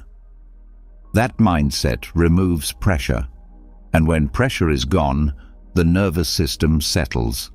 You're not demanding rest. You're offering space for it to return. Many ancient writers saw the middle of the night as a spiritual hour. A time when clarity comes not through action, but through presence. When the soul is most honest, because nothing else is pulling at it. If you can meet this hour without panic, you will learn something about yourself that no book or routine can teach. You will learn how to sit quietly in the dark and still feel whole. Even if sleep doesn't return right away, you have not lost the night. Rest is not all or nothing. Stillness is healing. Calm is restoration. The Stoics understood this long before studies confirmed it. The body can be horizontal and still benefit, as long as the mind is not fighting. One of the greatest benefits of reframing this hour is that you stop fearing it, and once fear is gone, the hour softens. The brain stops predicting disaster. The body stops bracing for fatigue. You simply lie there, alert or not, and trust the rhythm will return. This teaches resilience. If you can meet the hardest part of the night with grace, you can meet the day with strength. You no longer panic at disruption. You adapt. You watch. You stay grounded. And eventually, sleep returns, not forced, but invited. Let this hour become a teacher. Let it show you that you do not need perfect conditions to remain centered, that peace does not require silence or stillness or unconsciousness. It requires only your choice again and again to not turn away from the moment you're in. So the next time you wake at 3 a.m., do not ask why. Do not measure the hours left. Do not label the night ruined. Say simply, "This is practice. This is sacred stillness, and I am present for it." Not waiting, not worrying, just here. And that is enough. After learning to meet midnight awakenings with clarity instead of fear, after discovering how to be present in the stillness without rushing to fix it, what becomes increasingly clear is that the true source of peace is not control, but familiarity with discomfort. The fewer conditions you require for rest, the more naturally resilience forms. And there is a way to accelerate this resilience, to turn the discomfort itself into a deliberate tool, not just tolerating difficulty, but choosing it, not because you must, but because you are capable. The Stoics called this premeditated adversity. They practiced going without to remember they didn't need everything the world convinced them they required. Fasting was not just about food, it was about detachment, an exercise to show the body and mind that they could do more with less. Applied to sleep, this becomes sleep fasting, a gentle and controlled challenge where you intentionally reduce comfort to sharpen awareness, strengthen endurance, and retrain your nervous system to remain calm even in the absence of luxury. Sleep fasting is not about punishing yourself. It's not about deprivation for its own sake. It's about remembering that you are not fragile. It's about building a quiet confidence that your rest is earned from within, not handed to you by external softness. This is not something done nightly. It's a practice done occasionally and thoughtfully to keep your mind from becoming too attached to comfort and your body too reactive to minor disruptions. Start small. The idea is to subtract one element of comfort, not everything. For example, remove one pillow, or turn off the fan, or sleep without a heavy blanket. Maybe lower the room temperature slightly. The goal is to create a controlled discomfort, not to make yourself suffer. This is not about creating insomnia, it's about building capacity. You are learning to breathe, rest, and remain composed in a setting that isn't ideal, and discovering it's still enough. The practice begins long before sleep. It begins with the decision to step out of routine. You prepare your mind by saying, "Tonight is not for indulgence. Tonight is for strength." That phrase reorients your expectation. You're no longer going to bed hoping for maximum ease. You're going to bed to train. That shift changes how your body responds. The first few attempts may feel odd. Your mind may complain. You may notice everything: creases in the sheet, the absence of warmth, unfamiliar textures. This is the point. Not to overwhelm you, but to observe what arises when your preferences aren't met. Are you angry, restless, distracted? This feedback is valuable. It shows where your attachments still have power. Once in bed, the focus shifts to observation. You don't try to fall asleep immediately. You become curious about how the body responds. Watch your thoughts without following them. Watch the sensations without judging them. Say silently, "This is only temporary." Let the breath become your main comfort. Use it to soften the tension. This is not performance. This is exposure therapy for the comfort-addicted mind. By practicing this regularly, you begin to reshape your relationship with rest. You stop depending on conditions to feel safe. Your nervous system becomes more flexible. It learns that a mist blanket is not a threat, that noise is not danger, that you do not need perfect alignment to sleep well. Over time, this brings a deep sense of freedom, because if you can rest anywhere, you are free everywhere. There are also deeper psychological benefits. Many people walk through life over-regulated by routine. Any deviation causes distress. But sleep fasting reminds you that discomfort is not suffering. It's just another sensation. When you learn to rest through it, you stop fearing it. And when you stop fearing discomfort, you stop fearing so much of life. Another benefit is appreciation. After a night of reduced comfort, your usual setup feels different. Not taken for granted, not required, just appreciated. And appreciation increases pleasure without increasing dependency. That balance is rare. It allows you to enjoy things deeply while remaining unpossessed by them. Sleep fasting also translates into everyday resilience, because if you can sleep on a firm mat, you won't panic when a hotel mattress isn't perfect. If you can fall asleep without your usual tools, you won't break down during travel or disruption. You become less reactive, more adaptable, and adaptability is what keeps the mind strong and the emotions steady. To deepen the practice, combine it with gratitude. As you lie in a state of controlled discomfort, scan your body for what is still working. Your breath, your heartbeat, the quiet around you. Not to distract from the discomfort, but to balance the perception. This teaches the brain to hold contrast. Yes, something is missing, but nothing essential is lost. You can also layer reflection into the practice. As you lie there, ask, what else do I believe I need that may not actually be necessary? These moments often reveal hidden dependencies, not just in your sleep, but in your life.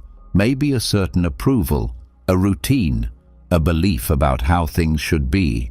When you sleep through discomfort, you're not just learning how to rest differently, you're learning how to live more freely. This practice is not meant to be nightly. Once a week, once a month, or even once every season is enough. The point is to stay in touch with your edge, to make sure you haven't forgotten that comfort is not your master. The occasional challenge strengthens your baseline. You no longer panic when your conditions shift. You've already trained for it. The Stoics knew that ease makes the mind dull, not soft, but slow. When everything is pleasant, you stop observing, you stop adjusting. But when something is missing, your awareness sharpens, your instincts return. This makes you more present, not just in sleep, but in waking life. You stop going through the motions, you return to attention. Sleep fasting is not just a technique, it's a mindset. It says, I am capable of rest in discomfort.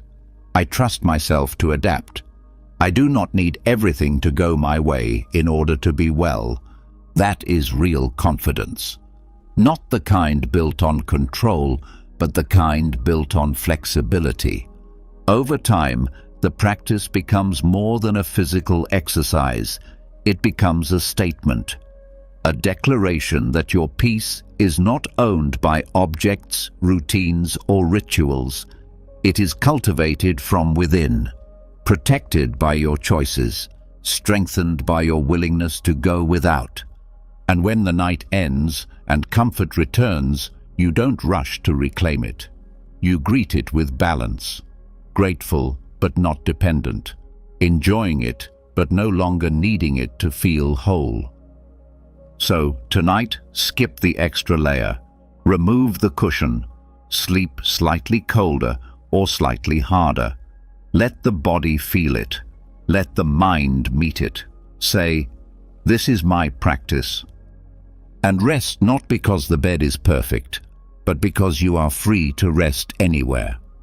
You've just completed a journey that wasn't about sleep alone. It was about building the kind of mind that can rest anywhere, under any condition, at any hour. Across these 4 hours, we didn't just prepare the body for rest, we prepared the soul for resilience. You learned how to untangle emotion with self-inquiry, face fear through negative visualization, detach from tomorrow, and even treat sleep as a rehearsal for death, not with dread, but with dignity. You practiced forgiveness before drifting off, evaluated your character through virtue, and detached from comfort itself. You learned to welcome the stillness of 3 a.m. and even chose occasional discomfort to build strength in the quietest way. Not one trick, but an entire philosophy of rest rooted in stillness, clarity, and courage. Because this isn't just about sleeping better, it's about waking stronger. Now it's your turn to reflect.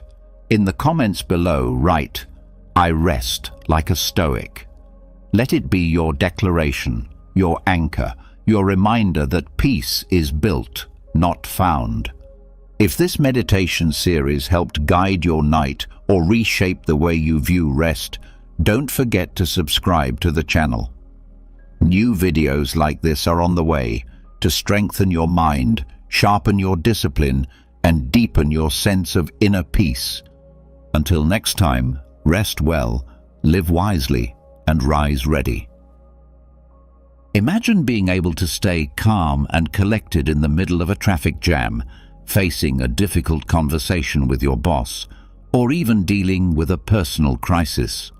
This is the power of Stoicism, an ancient philosophy that has helped people for centuries to live happier and more fulfilling lives. Stoicism teaches us that the only thing we can truly control is our own thoughts and actions. Everything else, from the weather to the economy to the behavior of others, is outside of our control. By accepting this reality, we can free ourselves from the anxiety and frustration that comes from trying to control things that are outside of our reach. Stoicism also teaches us to focus on what we can control, which is our own character and our actions.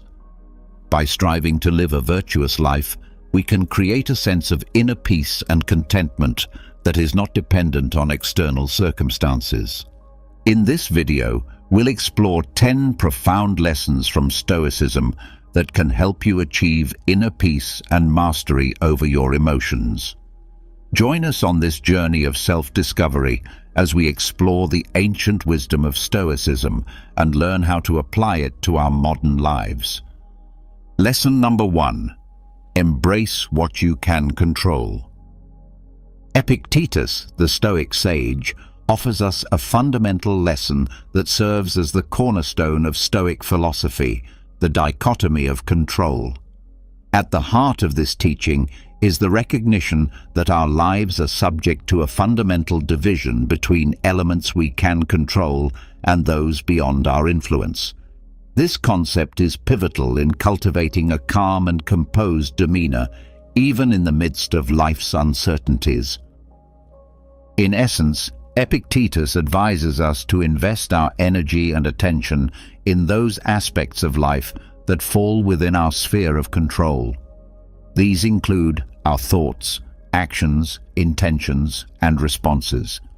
By directing our focus to what is genuinely within our power, we can navigate life with a sense of purpose and mastery. It is the acknowledgement that our internal world is under our dominion that forms the bedrock of our tranquility. Conversely, external events and circumstances, which often elude our sway, are to be acknowledged as outside the realm of our control. Just as an archer, as exemplified by Epictetus, can aim carefully, draw the bowstring with precision, and release the arrow skillfully, yet remain uncertain of the flight's outcome, we must learn to release our attachment to outcomes we cannot govern. This release is not an act of resignation, but an embrace of equanimity in the face of life's inherent unpredictability. Epictetus's metaphor of the archer, who derives contentment from knowing they've exerted their best effort regardless of the target's fate, serves as a potent reminder of the Stoic approach to life. It encourages us to concentrate on our intentions and the dedicated efforts we put forth, accepting that the results are subject to a multitude of external factors. In essence, Stoicism reminds us to seize the reins of our inner world, embracing the dichotomy of control as a powerful tool to maintain a calm and composed disposition in a world where much remains beyond our influence.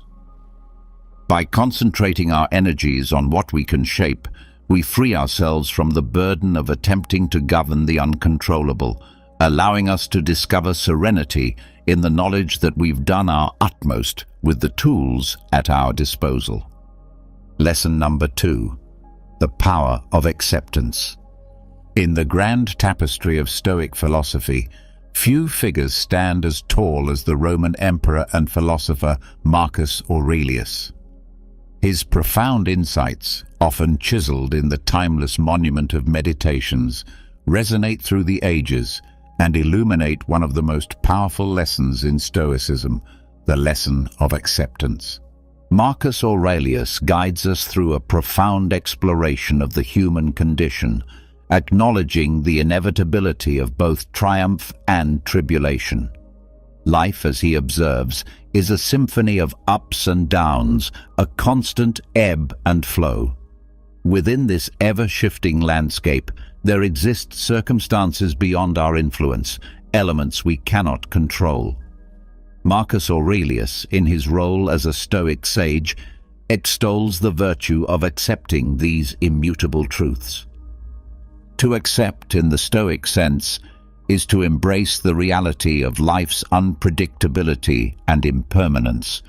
It is to release the chains of attachment to specific outcomes and to walk in harmony with the unceasing rhythm of the universe. In Marcus Aurelius's words, resistance to the natural course of events leads only to turmoil and distress, like a ship struggling against the relentless current. The Stoic perspective on acceptance is akin to setting sail on the sea of existence without a fixed destination, yet with an unwavering faith in the voyage itself. It is an invitation to relinquish the desire for unyielding control and instead flow with the ever-changing stream of life. To dance with the music of the cosmos, whether its notes are serene or tempestuous, is the embodiment of Stoic temperance. In the realm of Stoicism, this lesson forms the bedrock of inner peace and tranquility. It urges us to open our arms to life's capriciousness, to savor the sweetness of success, and to weather the storms of adversity with grace. The power of acceptance, as illuminated by Marcus Aurelius, is a beacon that guides us through the labyrinth of existence, allowing us to greet each moment, each circumstance, with an equanimous heart. It is the serenity of embracing life in all its unpredictability, finding profound serenity in the midst of its ever-shifting landscape. Lesson number 3. Practice mindfulness. Practice mindfulness. Seneca, the venerable Stoic philosopher whose wisdom has transcended the ages, illuminates a crucial lesson for those seeking calm and composure in the midst of life's tempests: the practice of mindfulness. In the Stoic lexicon, mindfulness is a compass guiding us to the shores of the present moment, offering sanctuary from the ceaseless turbulence of past regrets and future uncertainties. In its essence, mindfulness is the art of inhabiting the now, of immersing oneself in the present moment with profound awareness. It is the antidote to the affliction of rumination, the ceaseless churning of the mind over past sorrows and future anxieties. Seneca's Stoic teachings beckon us to pay homage to the beauty and profundity of the present, recognizing that it is the only time that holds genuine existence. The practice of mindfulness, as outlined by Seneca, is not confined to the extraordinary moments of life, but extends its embrace to the ordinary and mundane. It encourages us to witness life's tapestry with a keen eye, from the remarkable to the seemingly inconsequential. In doing so, we detach ourselves from the tormenting clutches of regret and the paralyzing grip of worry. This Stoic mindfulness, a precious tool for preserving inner calm and clarity, acts as a bridge to the precious now, connecting us to the profound simplicity of the present. It is an art that grants us the ability to fully engage with our current circumstances, to savor each breath, and to relish the beauty that unfolds in every heartbeat. In the practice of mindfulness, we discover a timeless sanctuary where the mind finds solace, a place where inner tranquility is nurtured and composure is cultivated amidst the swirling tides of existence. Lesson number 4. Cultivate resilience. Resilience. In the vast landscape of Stoic wisdom, the lessons of resilience echo as a resounding anthem. And it is Epictetus, the Stoic philosopher par excellence, who raises his voice to teach us the profound art of confronting adversity with unwavering fortitude. To Epictetus, adversity is not a foe to be feared, but a chisel that sculpts the masterpiece of our character. Stoicism, with its roots deep in the natural order of life, imparts the fundamental truth that challenges are the warp and weft of existence. Stoics, embodying this wisdom, do not perceive adversity as an obstacle or a source of suffering, but rather as an opportunity, a crucible that tempers and refines their inner metal. Epictetus beckons us not to wilt before the storms of life, but to stand steadfast like the unyielding oak, unshaken by the tempest. The essence of this Stoic perspective lies in the profound realization that it is not the events themselves, but our judgments, reactions, and the choices we make in the face of adversity that hold the power to distress us. It is the lens through which we view life's trials that shapes our inner tranquility. To cultivate resilience in the Stoic vein is to walk the path of personal development, and to recognize adversity not as a scourge, but as a tutor. Stoicism teaches us that in the crucible of hardship, we discover the true extent of our strength, and it is through facing life's tribulations with courage and unwavering resilience that we emerge like tempered steel, with a character fortified by the trials we have endured. The Stoic perspective on adversity harmonizes seamlessly with the Stoic belief in the sovereignty of choice. Epictetus, in his sagacity, urges us to confront challenges not with trepidation, but with the valor of a warrior, for it is through our responses to external events that we preserve the sanctity of our inner calm and composure. It is the gift of resilience that allows Stoics to navigate life's tempestuous seas with an unswerving gaze, unwavering even in the face of the most turbulent storms. Lesson number 5. Choose your response. Choose your response. Epictetus, the venerable Stoic sage whose wisdom has traversed the annals of time, bequeaths to us a profound lesson of immeasurable value, the power of choice in our responses. Within the Stoic philosophy, this lesson stands as an indomitable pillar, a lighthouse guiding us through the tumultuous seas of existence.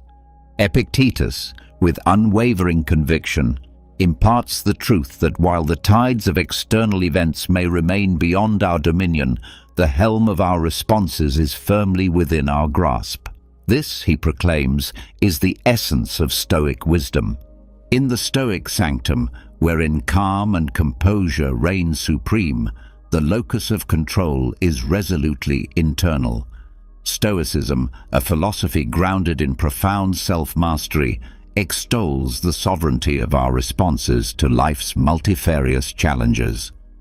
It is in this sacred space that the Stoic virtues, wisdom, courage, justice, and temperance serve as guiding stars, illuminating the path to maintaining inner tranquility. Epictetus, with his sage counsel, invites us to contemplate the nature of our judgments and reactions, particularly in the crucible of adversity. It is through this introspection that we awaken to the profound truth that we possess the sacred gift of choice, the ability to consciously craft our responses to the myriad external events that unfold in our lives. The Stoic approach to responding sagely to life's vicissitudes is akin to a masterstroke on the canvas of existence. It is the choice to align our responses with the Stoic virtues, to confront life's tribulations with the wisdom of sages, the courage of heroes, the justice of righteous hearts, and the temperance of those who tread the path of inner mastery. The Stoics' arsenal, laden with the wisdom of Epictetus, is a bastion of inner peace, impervious even to the fiercest storms. Through conscious choice and alignment with Stoic virtues, we forge a shield that preserves our serenity in the face of adversity. It is the Stoics' clarion call to navigate the labyrinthian corridors of life with grace and resilience. For in the crucible of conscious choice, we find the crucible of enduring inner peace. Lesson number 6. Limit excessive desires.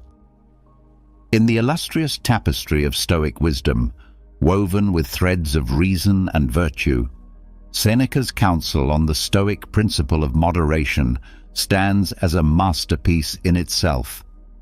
A sage known for his profound philosophical essays on virtue and personal development, Seneca extends to us a lesson of paramount importance. A lesson that beckons us to curb the tempestuous desires that often threaten to engulf our inner calm. At the heart of Stoicism lies the belief that excessive desires, like turbulent seas, have the power to cast our lives adrift, leaving us in a perpetual state of turmoil and discontent. The Stoic sages, in their unwavering pursuit of inner tranquility, recognized the perils of unbridled longing for wealth, status, and material possessions far beyond what is necessary for a life of virtue and wisdom. Seneca, echoing the Stoic sentiment, imparts his wisdom, rooted in the belief that authentic contentment finds its dwelling in the sanctuary of limited desires. It is a lesson that encourages us to navigate the labyrinthine corridors of existence with the rudder of moderation, guiding us toward the tranquil harbor of inner peace. The Stoic path, as illuminated by Seneca's wisdom, beckons us to simplify our desires, seeking only that which is requisite for a life marked by goodness and virtue. In this simplification, we unearth the precious gems of contentment and tranquility, independent of the capricious winds of external fortune. The Stoic practice of limiting excessive desires becomes the lodestar, ensuring the maintenance of a calm and composed disposition. It is within the walls of this ancient wisdom that we discover the profound truth that the fervent pursuit of external treasures is but a fleeting mirage, and the true treasures lie within, waiting to be unearthed. Seneca's teachings stand as an enduring testament to the Stoic commitment to inner mastery and the temperance of desires, forging a path that leads to the sacred sanctuary of inner calm. Lesson number 7. Be virtuous. The essence of Stoicism, as nurtured and cherished by the great Stoic philosophers like Epictetus, Seneca, and Marcus Aurelius, resides in the unwavering commitment to virtue, a commitment that lies at the very heart of this ancient philosophy. The Stoic virtues, comprising wisdom, courage, justice, and temperance, become the compass guiding us toward a life marked by inner composure and tranquility. In the rich tapestry of Stoic wisdom, the virtues occupy a hallowed place. They are the moral lodestars that beckon us to navigate life's tempestuous seas with grace and wisdom. These virtues, etched into the annals of Stoic thought, are not mere abstractions. They are the pillars upon which the Stoic ideal of living in harmony with the natural order of the universe rests. Wisdom, the first of these virtues, serves as a beacon of light, illuminating the path of reason and discernment. It calls upon us to cultivate a deep understanding of the world and our place within it. The Stoic sages, such as Epictetus, understood that wisdom is the foundation upon which all other virtues are built. With wisdom as our guiding star, we gain the capacity to see the world as it truly is and to discern between the fleeting and the enduring. Courage, the second virtue, stands as the sentinel guarding the fortress of our moral character. It calls upon us to face life's challenges with steadfastness and resolve. In the Stoic lexicon, courage is not the absence of fear, but the triumph over it. It is the unwavering determination to confront adversity with inner fortitude. Seneca, through his teachings, extols the importance of courage in forging a character marked by resilience and unwavering resolve. Justice, the third virtue, extends its mantle of righteousness over the Stoic path. It beckons us to live in accordance with the principles of fairness and moral rightness. The Stoic philosophers, drawing inspiration from the wellsprings of justice, guide us toward making decisions that are rooted in equity and virtue. The pursuit of justice ensures that our actions align with the moral order of the universe, fostering inner tranquility and composure.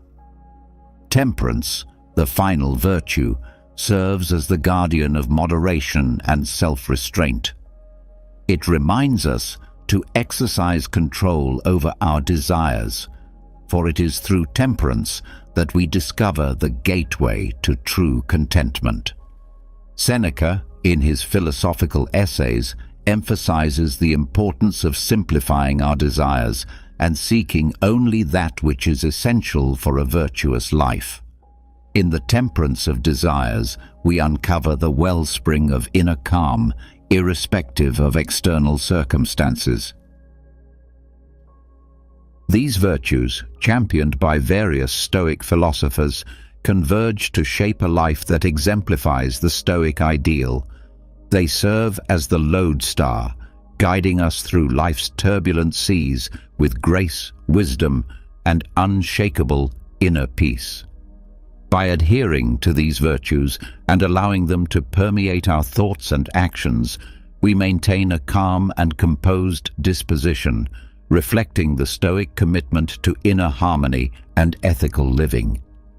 In the mosaic of Stoicism, the virtues are the vibrant colors that compose the image of a life lived in harmony with the eternal truth of the cosmos. Lesson number 8. Understand the transitory nature of life. The transitory nature of life, in the profound and timeless verses of his Meditations, Marcus Aurelius, the Roman emperor and Stoic philosopher, delves into the essence of life, a life imbued with transience.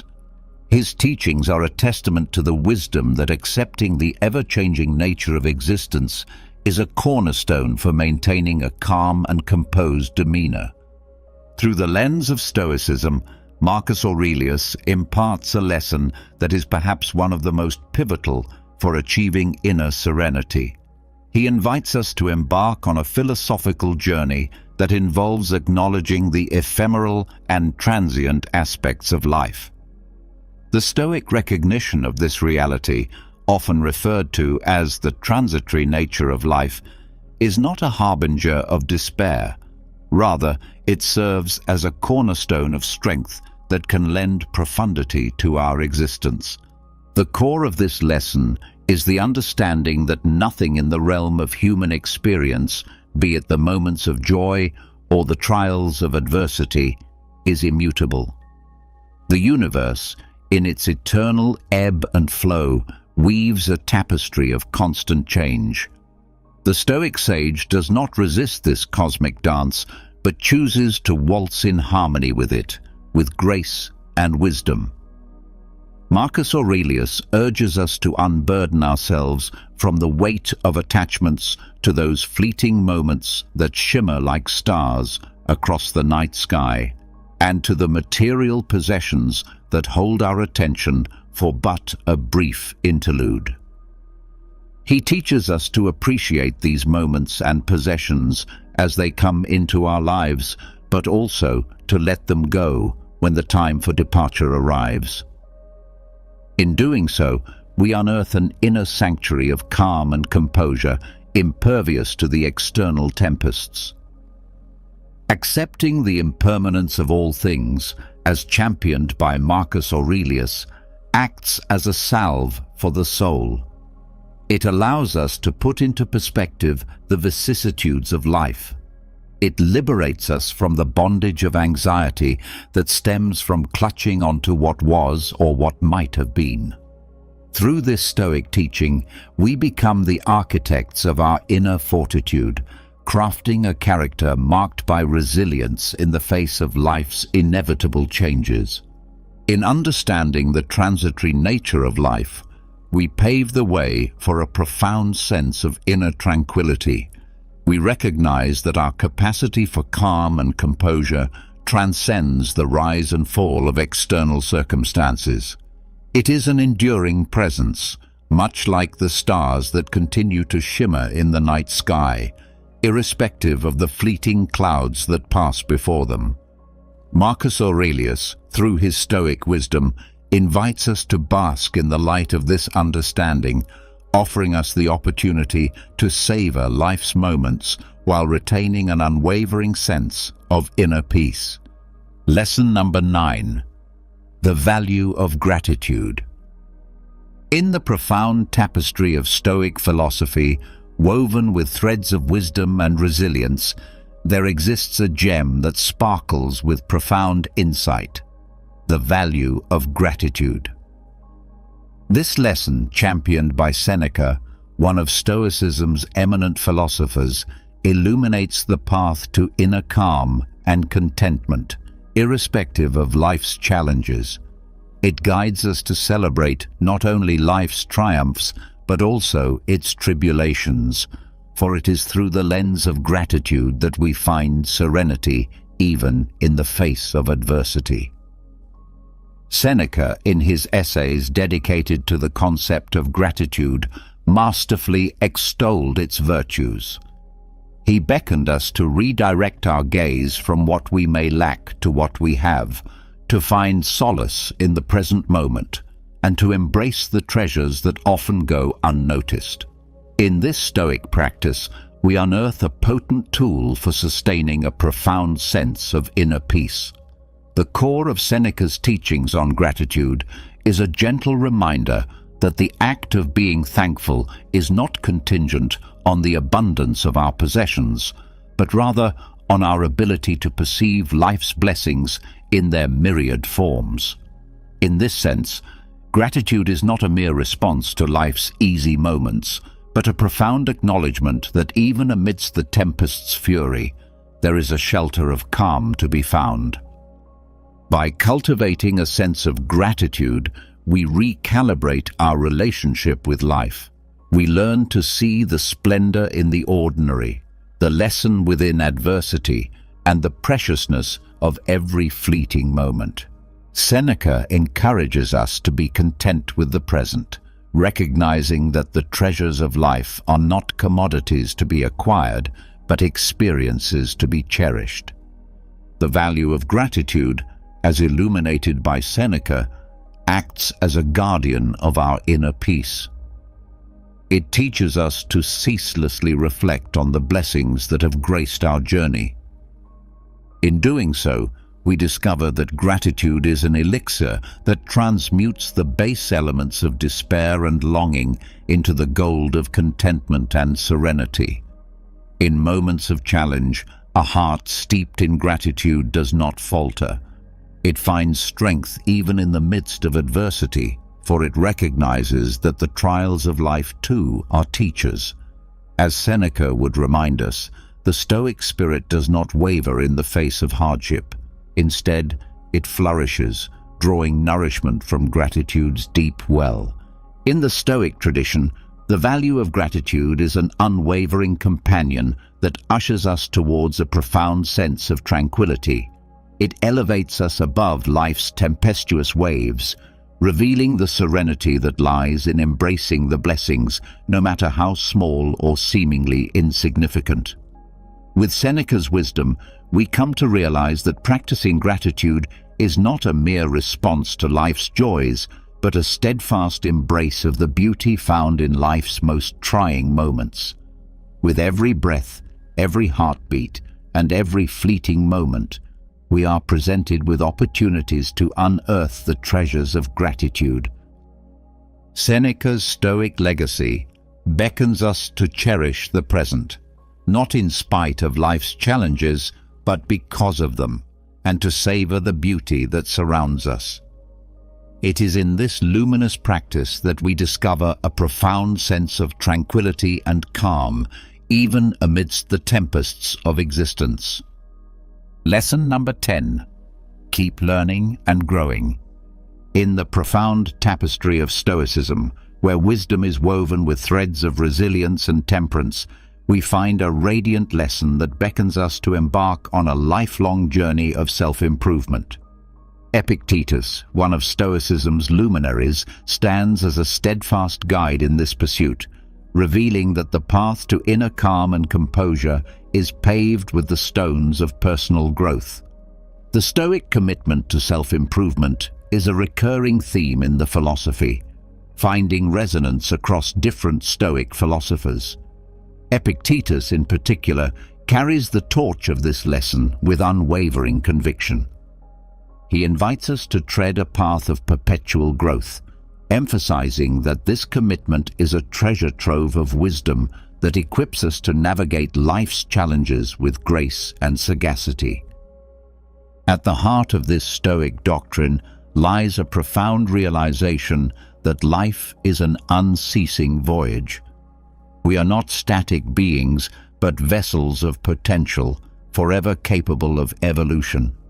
The commitment to lifelong learning and growth is an unyielding call to action, a reminder that no matter where we stand, there are yet horizons to explore and virtues to cultivate. The Stoic pursuit of self-improvement aligns harmoniously with the quest for wisdom and tranquility. It is an acknowledgement that inner calm and composure are not static attributes, but dynamic processes enriched by the ceaseless quest for understanding. Epictetus encourages us to strive for wisdom as we would for a precious gem, knowing that it is the compass that guides us through the labyrinth of existence. The Stoic journey of self-improvement finds its pulse in the ebb and flow of life's experiences. We are not called to perfection, but to progress, not to stagnation, but to steady growth. This Stoic lesson echoes through the corridors of wisdom, whispering that there is no final destination, but an endless odyssey of becoming a better version of ourselves. In embracing this lesson, we learn to navigate life's challenges with resilience and fortitude.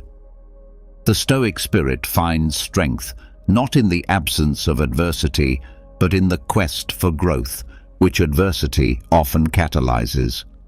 We discover that setbacks are not roadblocks, but stepping stones, and every trial is a teacher. The commitment to lifelong learning and growth is a lighthouse in the tempest, a source of calm in the face of life's challenges. It is a testament to the Stoic principle that, regardless of external circumstances, we are the masters of our inner world. The more we learn, the more we grow, and the more we grow, the better we become at weathering the storms of existence.